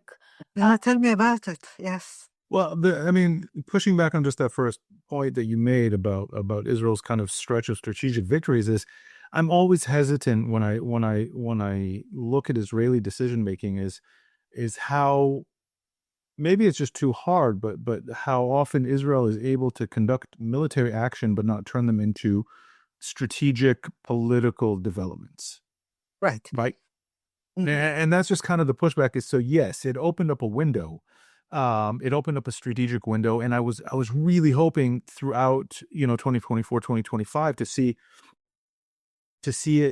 more development. Okay, Hezbollah was weakened. Let's see the whole Arab world kind of coalesce and really beat Hezbollah down. Let's see the entire Arab world who signed on to the Trump 20-point plan force Hamas finally to disarm. Let's see. Build on the people to people aspect, because there's a lot of readiness on the ground in so many countries, specifically in the Levant, towards Israel. Basically, people are seeing Israel as this very positive force of liberation and stabilization that I don't think is being translated to the outside world, or that is being utilized to actually create these relationships. Right. And then you kind of look around and you see, okay, well, why aren't some of these Arab countries pushing harder on this? Why aren't they forcing a Hamas disarmament? Why aren't they forcing, Qatar and Turkey into better behavior. Why aren't they, kind of utilizing the moment? And you realize, I mean, there's kind of this maybe determinism of that's just not how the Middle East works. Countries are happy with their rivals or enemies being weakened, but they're not necessarily looking for that kill shot. And there's certainly, there's certainly what was I was listening to some podcast, and I'll just kind of share this last point here. I was listening to a podcast recently on this issue and kind of Israel's successes in the Iran war. And I forget who it was. It might have been Walter Russell Mead, the historian and commentator Walter Russell Mead, who said in kind of a roundabout way, Israel's success in Iran pushed, the Americans and certainly the Saudis and maybe the Emiratis to say, okay, well, Iran's been weakened. We don't need to finish them off. They're fine as long as they're weakened. And so maybe it kind of let people kind of go back to this Middle East. Yeah, inshallah, tomorrow we'll deal with it. Kind of mentality, as opposed to, okay, we have a chance to really, really put our enemies, to finish them off. And you're just not seeing that. Okay. I actually would like to ask you about this, Nervana, because you touched on such an important point. There's an appeasement in Arab societies and media, educational system to this access of terrorism. Yes. Basically using the Palestinians for justifying and keeping the region in this complete endless cycle of terrorist organizations ravaging and killing and destroying so many lives. I think the West doesn't know how destructive this has been to the entire region. But like what Dan was saying, it's like this appeasement is not ending, even though with Israel's leadership in terms of confronting this access and these terrorist groups, they're so weakened that now people are speaking out on the ground, but there are no actual steps, not in the media, not in the government's kind of posture to actually finish the job, confront them, say it, be that partner, and absolutely. This is a podcast in itself, and there is a lot to talk about that. But I will go first to your point. Yes, I see. If you look at the evolution of Israel as a state, there was the first part when Israel had decisive victories, 48, 67. But after that, there was a stage when Israel saw that the cost of war is not worth it. So we'll achieve our goals and cut our losses, if you see what I mean. And they start to do lulls with Hamas, stuff like that. 7th of October changed the equation and Israel started again to look for decisive victories. But ever, the US, the other countries have started to see that this is not good for the balance of the region. Unfortunately, many in the corridors of power of the United States are afraid of an absolute victory for Israel. They want some balance. They want cards. Exactly. They want, don't humiliate their partners in the region. And in the region itself, there is still a desire not to humiliate the Palestinian completely. And that's what they say, it rightly or wrongly. A desire to have some cards about Israel, because otherwise Israel will dictate the terms and we have to say yes, yes, yes. So they want some, they want some chess game, okay? And that, did work against Netanyahu in a way. However, like the ceasefire in Gaza, two events happened after the ceasefire that helped Israel enforce its image of victory, in my opinion. Number one, the trapment of Hamas fighters in the tunnels, okay? And the Palestinian in Gaza have saw how those fighters become helpless. That's enforced the image of victory of Israel that or Hamas try to dispute it. Okay. Number two, which is more important, is Israel, with the permission from Trump, have start to strike in the West Gaza, as Dr. Phares mentioned. Every time, they killed one of the prominent Hamas leader in West Gaza, they try to chase the movement and intervene to stop people to attack them. So Israel looked having the edge, the upper hand, despite Trump plan trying to give the Arab side some bonus points. And this is call it the hand of God, if you want to say, but it just helps reinforcing that Israel is controlling the situation. Same in Lebanon. Can I jump in on that, Nervana? Sure.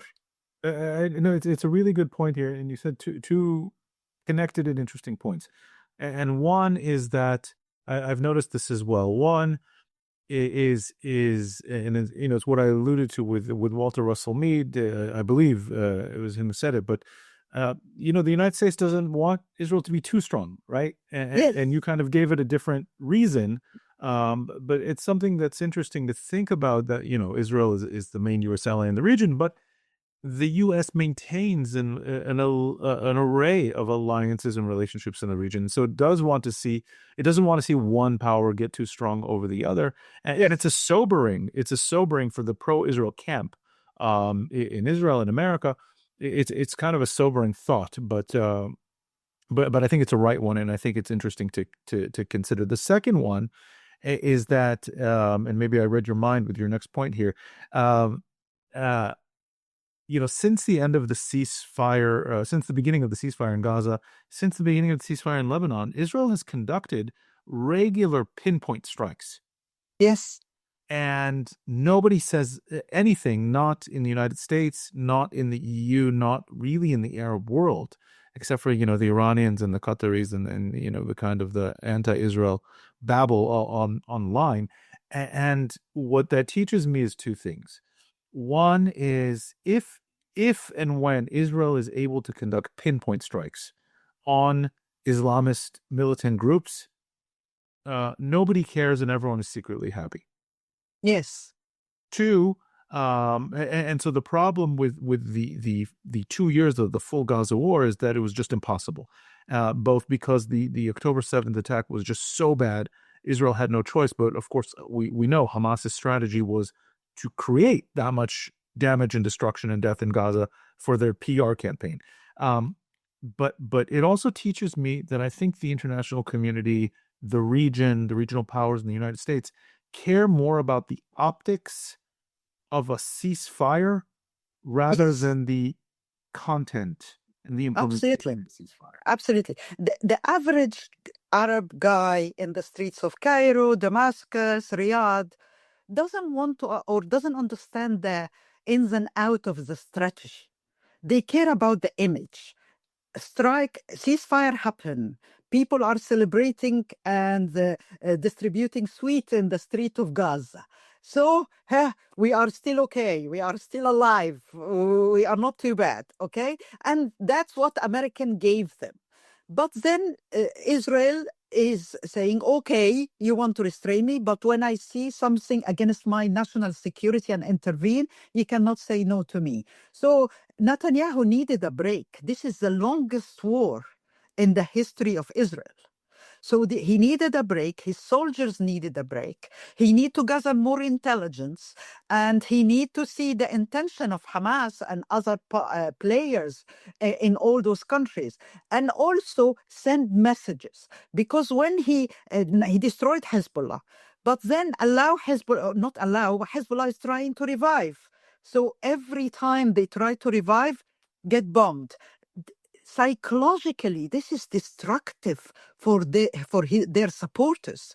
You see, they might look on camera defiant, happy, claiming victory, but deep down they feel the defeat, and that's why Netanyahu cleverly created a June 67 moment without June 67 victory. And that is, I mean, a lot of people, Netanyahu is a controversial figure in Israel and outside Israel. But whether he is intentional or non-intentional in his decisions, he instinctively take the decision that give him the maximum benefit. And that's what we witness in 2025. If you allow me, I want to say my points and actually wrap up our very important conversation with like one final point that I think that I would like to make in my 5 points, okay? Yes. Were you able to get into 5 points? Yes. And by the way, a lot of them I already, like, you guys already talked about. So definitely starting with what happened in Syria. I'm going with a timeline because that was beginning of 2025. You already had the Shara people in Damascus. The Assad regime is gone. And of course, this historic change, because now you have a Syria that is a lot, even though it's, there's the threat, but it's in a position where it's positioning itself towards the West, or they're claiming, but it's something that we can utilize. You see that there were meetings between Syrian and Israeli officials. You see that there are the Druze that are creating relationships with their own relatives across the borders in Israel. You see that there is a Syrian map that doesn't have the Golan Heights. There's a lot of things that have been changing, right? Between also the SDF forces in Israel and Syria, there's a change that is happening, right? This is historic. Now, of course, Lebanon, the weakening of Hezbollah, and this all goes to your point, Nervana, about Israel's role, right, post October 7th. I also want to talk about, of course, the confrontation of the Islamic Republic of Iran, taking out some of the nuclear facilities in Iran. Now, this conversation is back on because it was not complete, but it was a major take on to a nuclear project that is threatening the entire Middle East, North Africa, and beyond. And it's a national security threat to the United States. But like you guys discussed, previous administration were not willing to take this type of step, which President Trump thankfully did. And I want to talk about the return of the living Israeli hostages. We know that there's one Israeli hostage's body that has not been returned yet. But, let me tell you, as somebody who was born and raised in Syria, you look at Israel and it's a small country.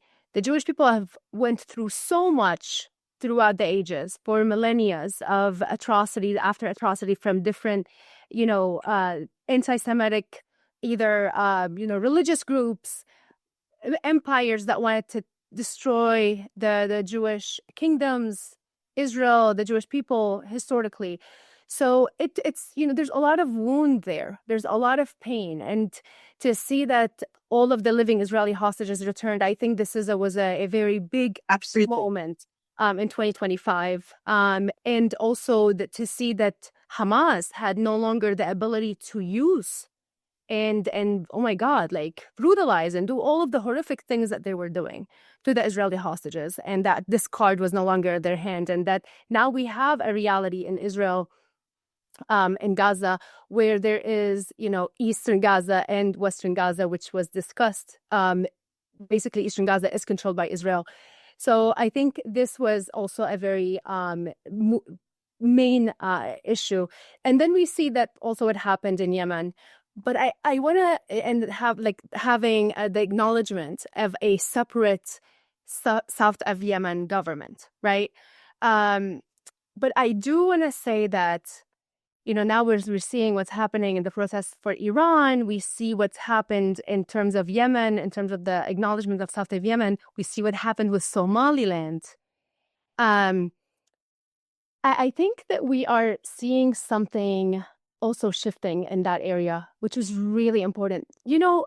Throughout the last few decades, and I'm sure both of you are very familiar with this, there's always the threat of like, oh my God, what will happen next? Like, what could happen if, let's say, we support one group that is actually doing good, that is actually a better side in the Middle East, because, how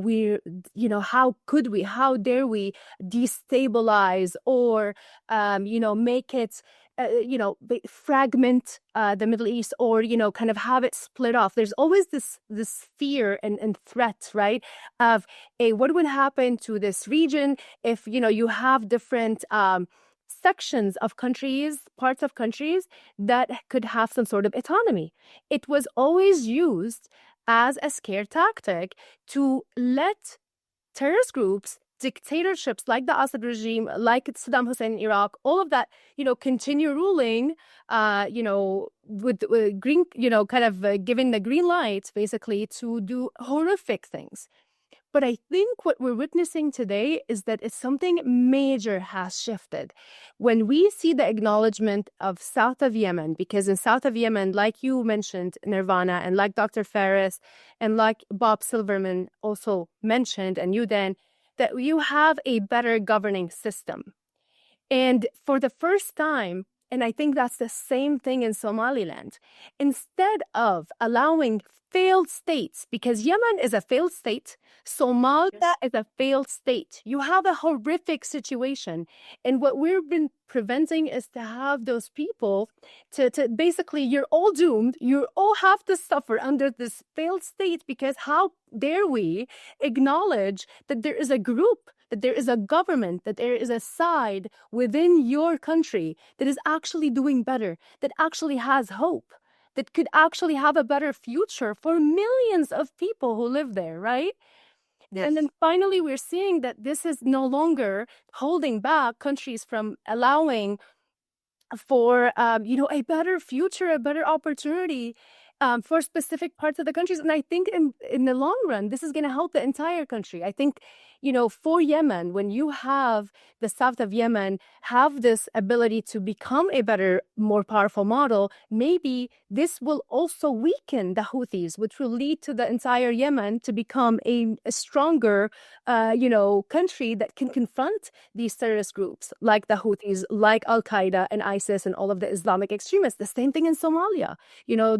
Having Somaliland become more powerful, acknowledged, supported, could actually lead into confronting the Islamists into the failed state that the rest of Somalia is actually living under, which is really horrific.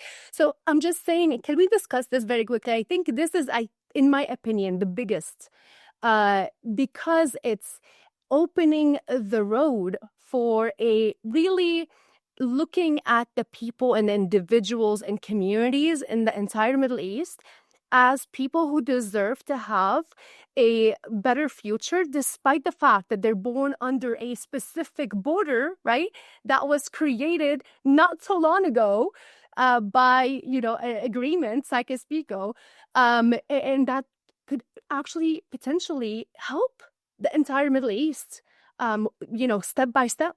So let me know what you guys think of this.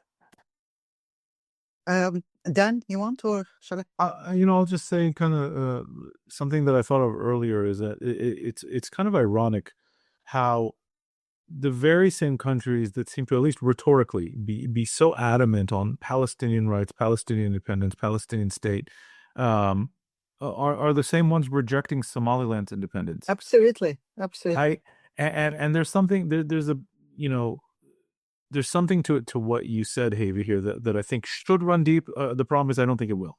I agree with what you said. I don't think the region does, and that is, it's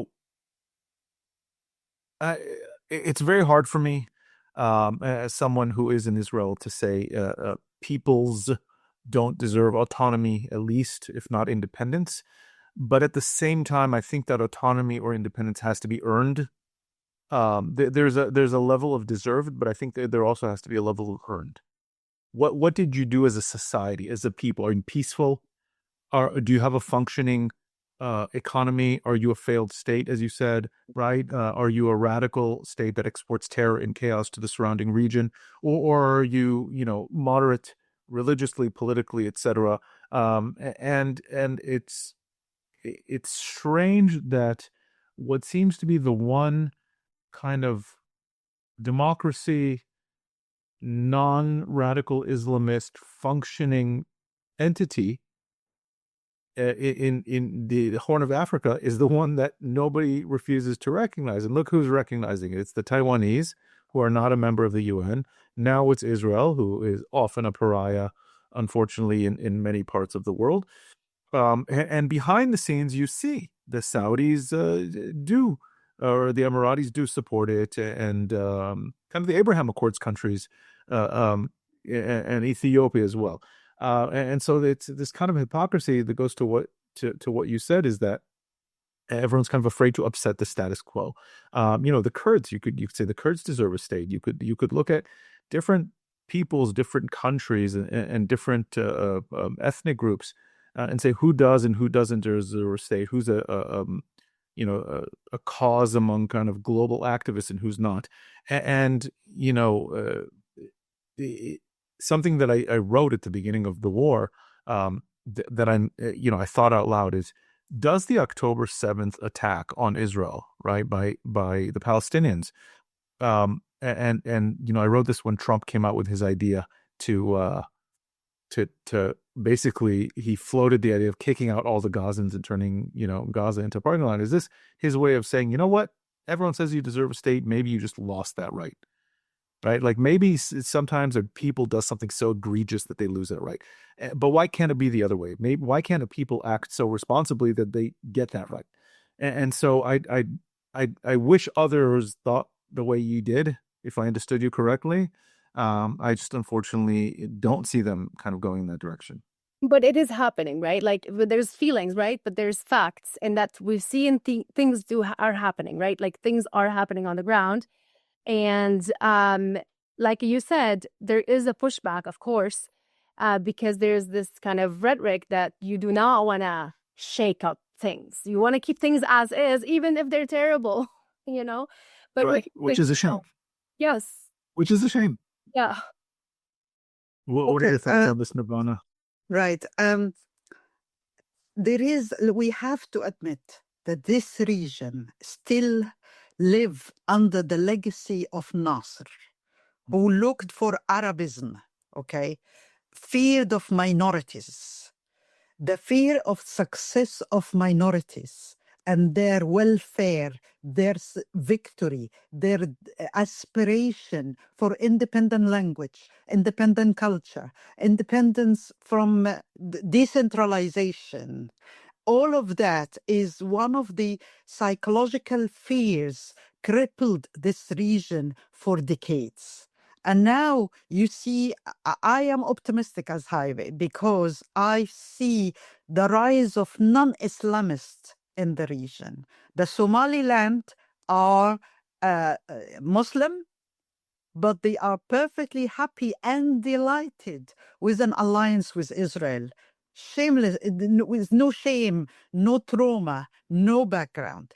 United Arab Emirates have managed to maintain its cool throughout the war and use its leverage to maintain all the linkage with Israel, and without being forced into populism or to cut the relationship with in the Abraham Accord, etc. But actually, in fact, using it to work in Gaza and have projects there, etc. Humanitarian way, different than the Qatari one, for example. You see now the people in Iran fed up completely, and they are absolutely against whatever will happen. They have lost the Islamist influence have been lost in the country. So you will see the Druze, who are tiny minority in Syria, but without shame saying, this is our flag, we have alliance with Israel, this is our right to have allies and friends against the crackdown and the oppression against us. You see the Kurds, despite being the Syrian government and Turkey against them, they still managed to maneuver and force al-Shara to make concession to them. So there is something happening in the region. The problem is the Sunni majority. They have to, the missing part of the equation, the Sunni have to be less insecure. I always argue that the Sunni, despite they are the majority of the Middle East, they are acting as a minority who are worried about everyone else oppressing them. This is unfounded fear, you know. And the more they start to understand that everybody should be equal by under the law, minorities should have their rights, they have their aspiration, the region will move forward. But even if it doesn't move forward, what I see as regression of the Islamist groups everywhere. They have to modify, as I argued with Al-Sharah, but in everywhere, the Islamists are taking the back seat. Hamas is defeated. Somalia is not controlling its territories completely. The most progressive part of the Yemenis are taking the lead.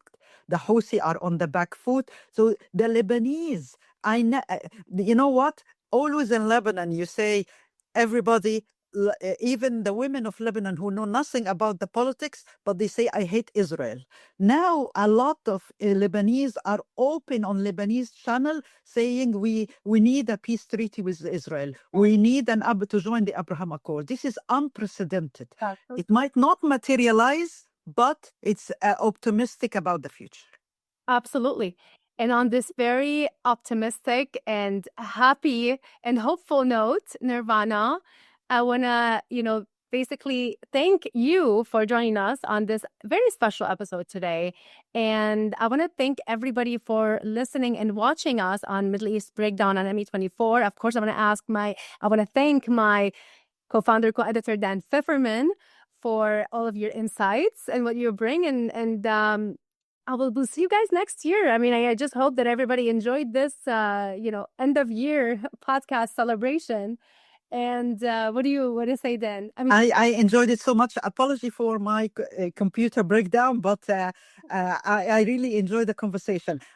Give me politics is my passion, and just for a background for them, because probably he doesn't know much about me. I backpacked in every inch of the Middle East. Okay, I've done it the Western way, not the Eastern way. I didn't stay in 5-star hotels. Okay, I've been to Iran except Mashhad. I've been to Turkey until the Armenian border.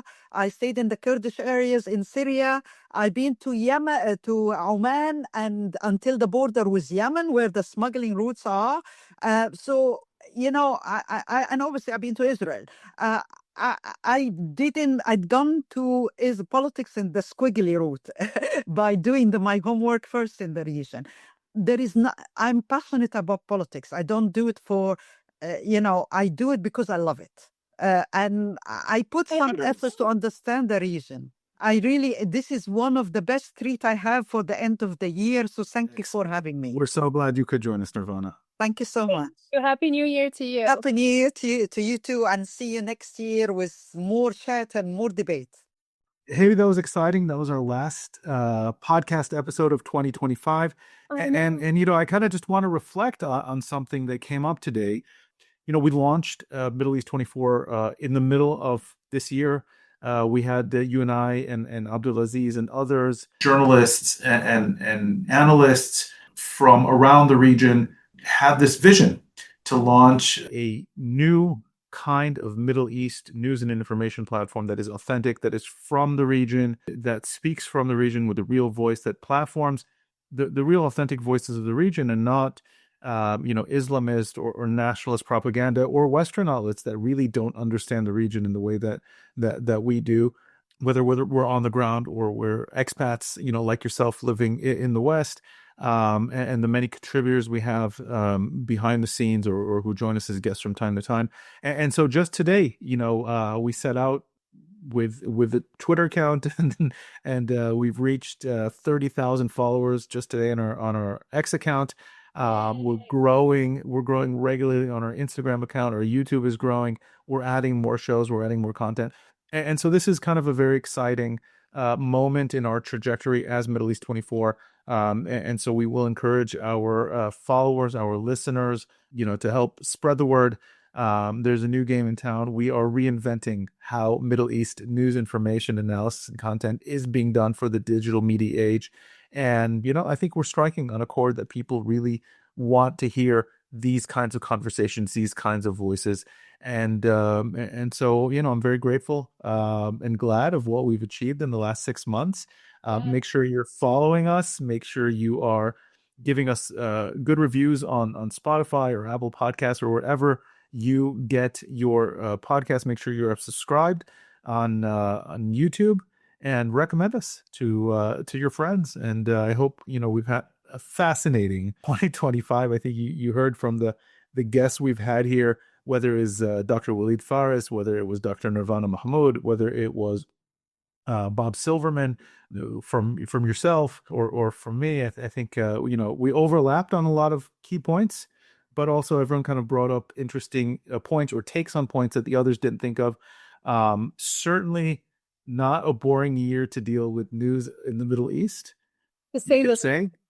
I'm just very excited for what 2026 will bring us. Absolutely. I want to brag about us, actually, because literally I've been hearing so much feedback from so many people that I didn't even know that they're watching and listening and they're following what we're doing. So we've definitely made a dent within only actually less than 6 months, by the way. Less than 6 months? Less than 6 months. And I'm so grateful for you, Dan, and for our partnership. We've had telepathy before about that. The vibe, Middle East vibes. I know. And we're like, oh my God, is that what you're thinking? Yes, that's what I'm now like, okay.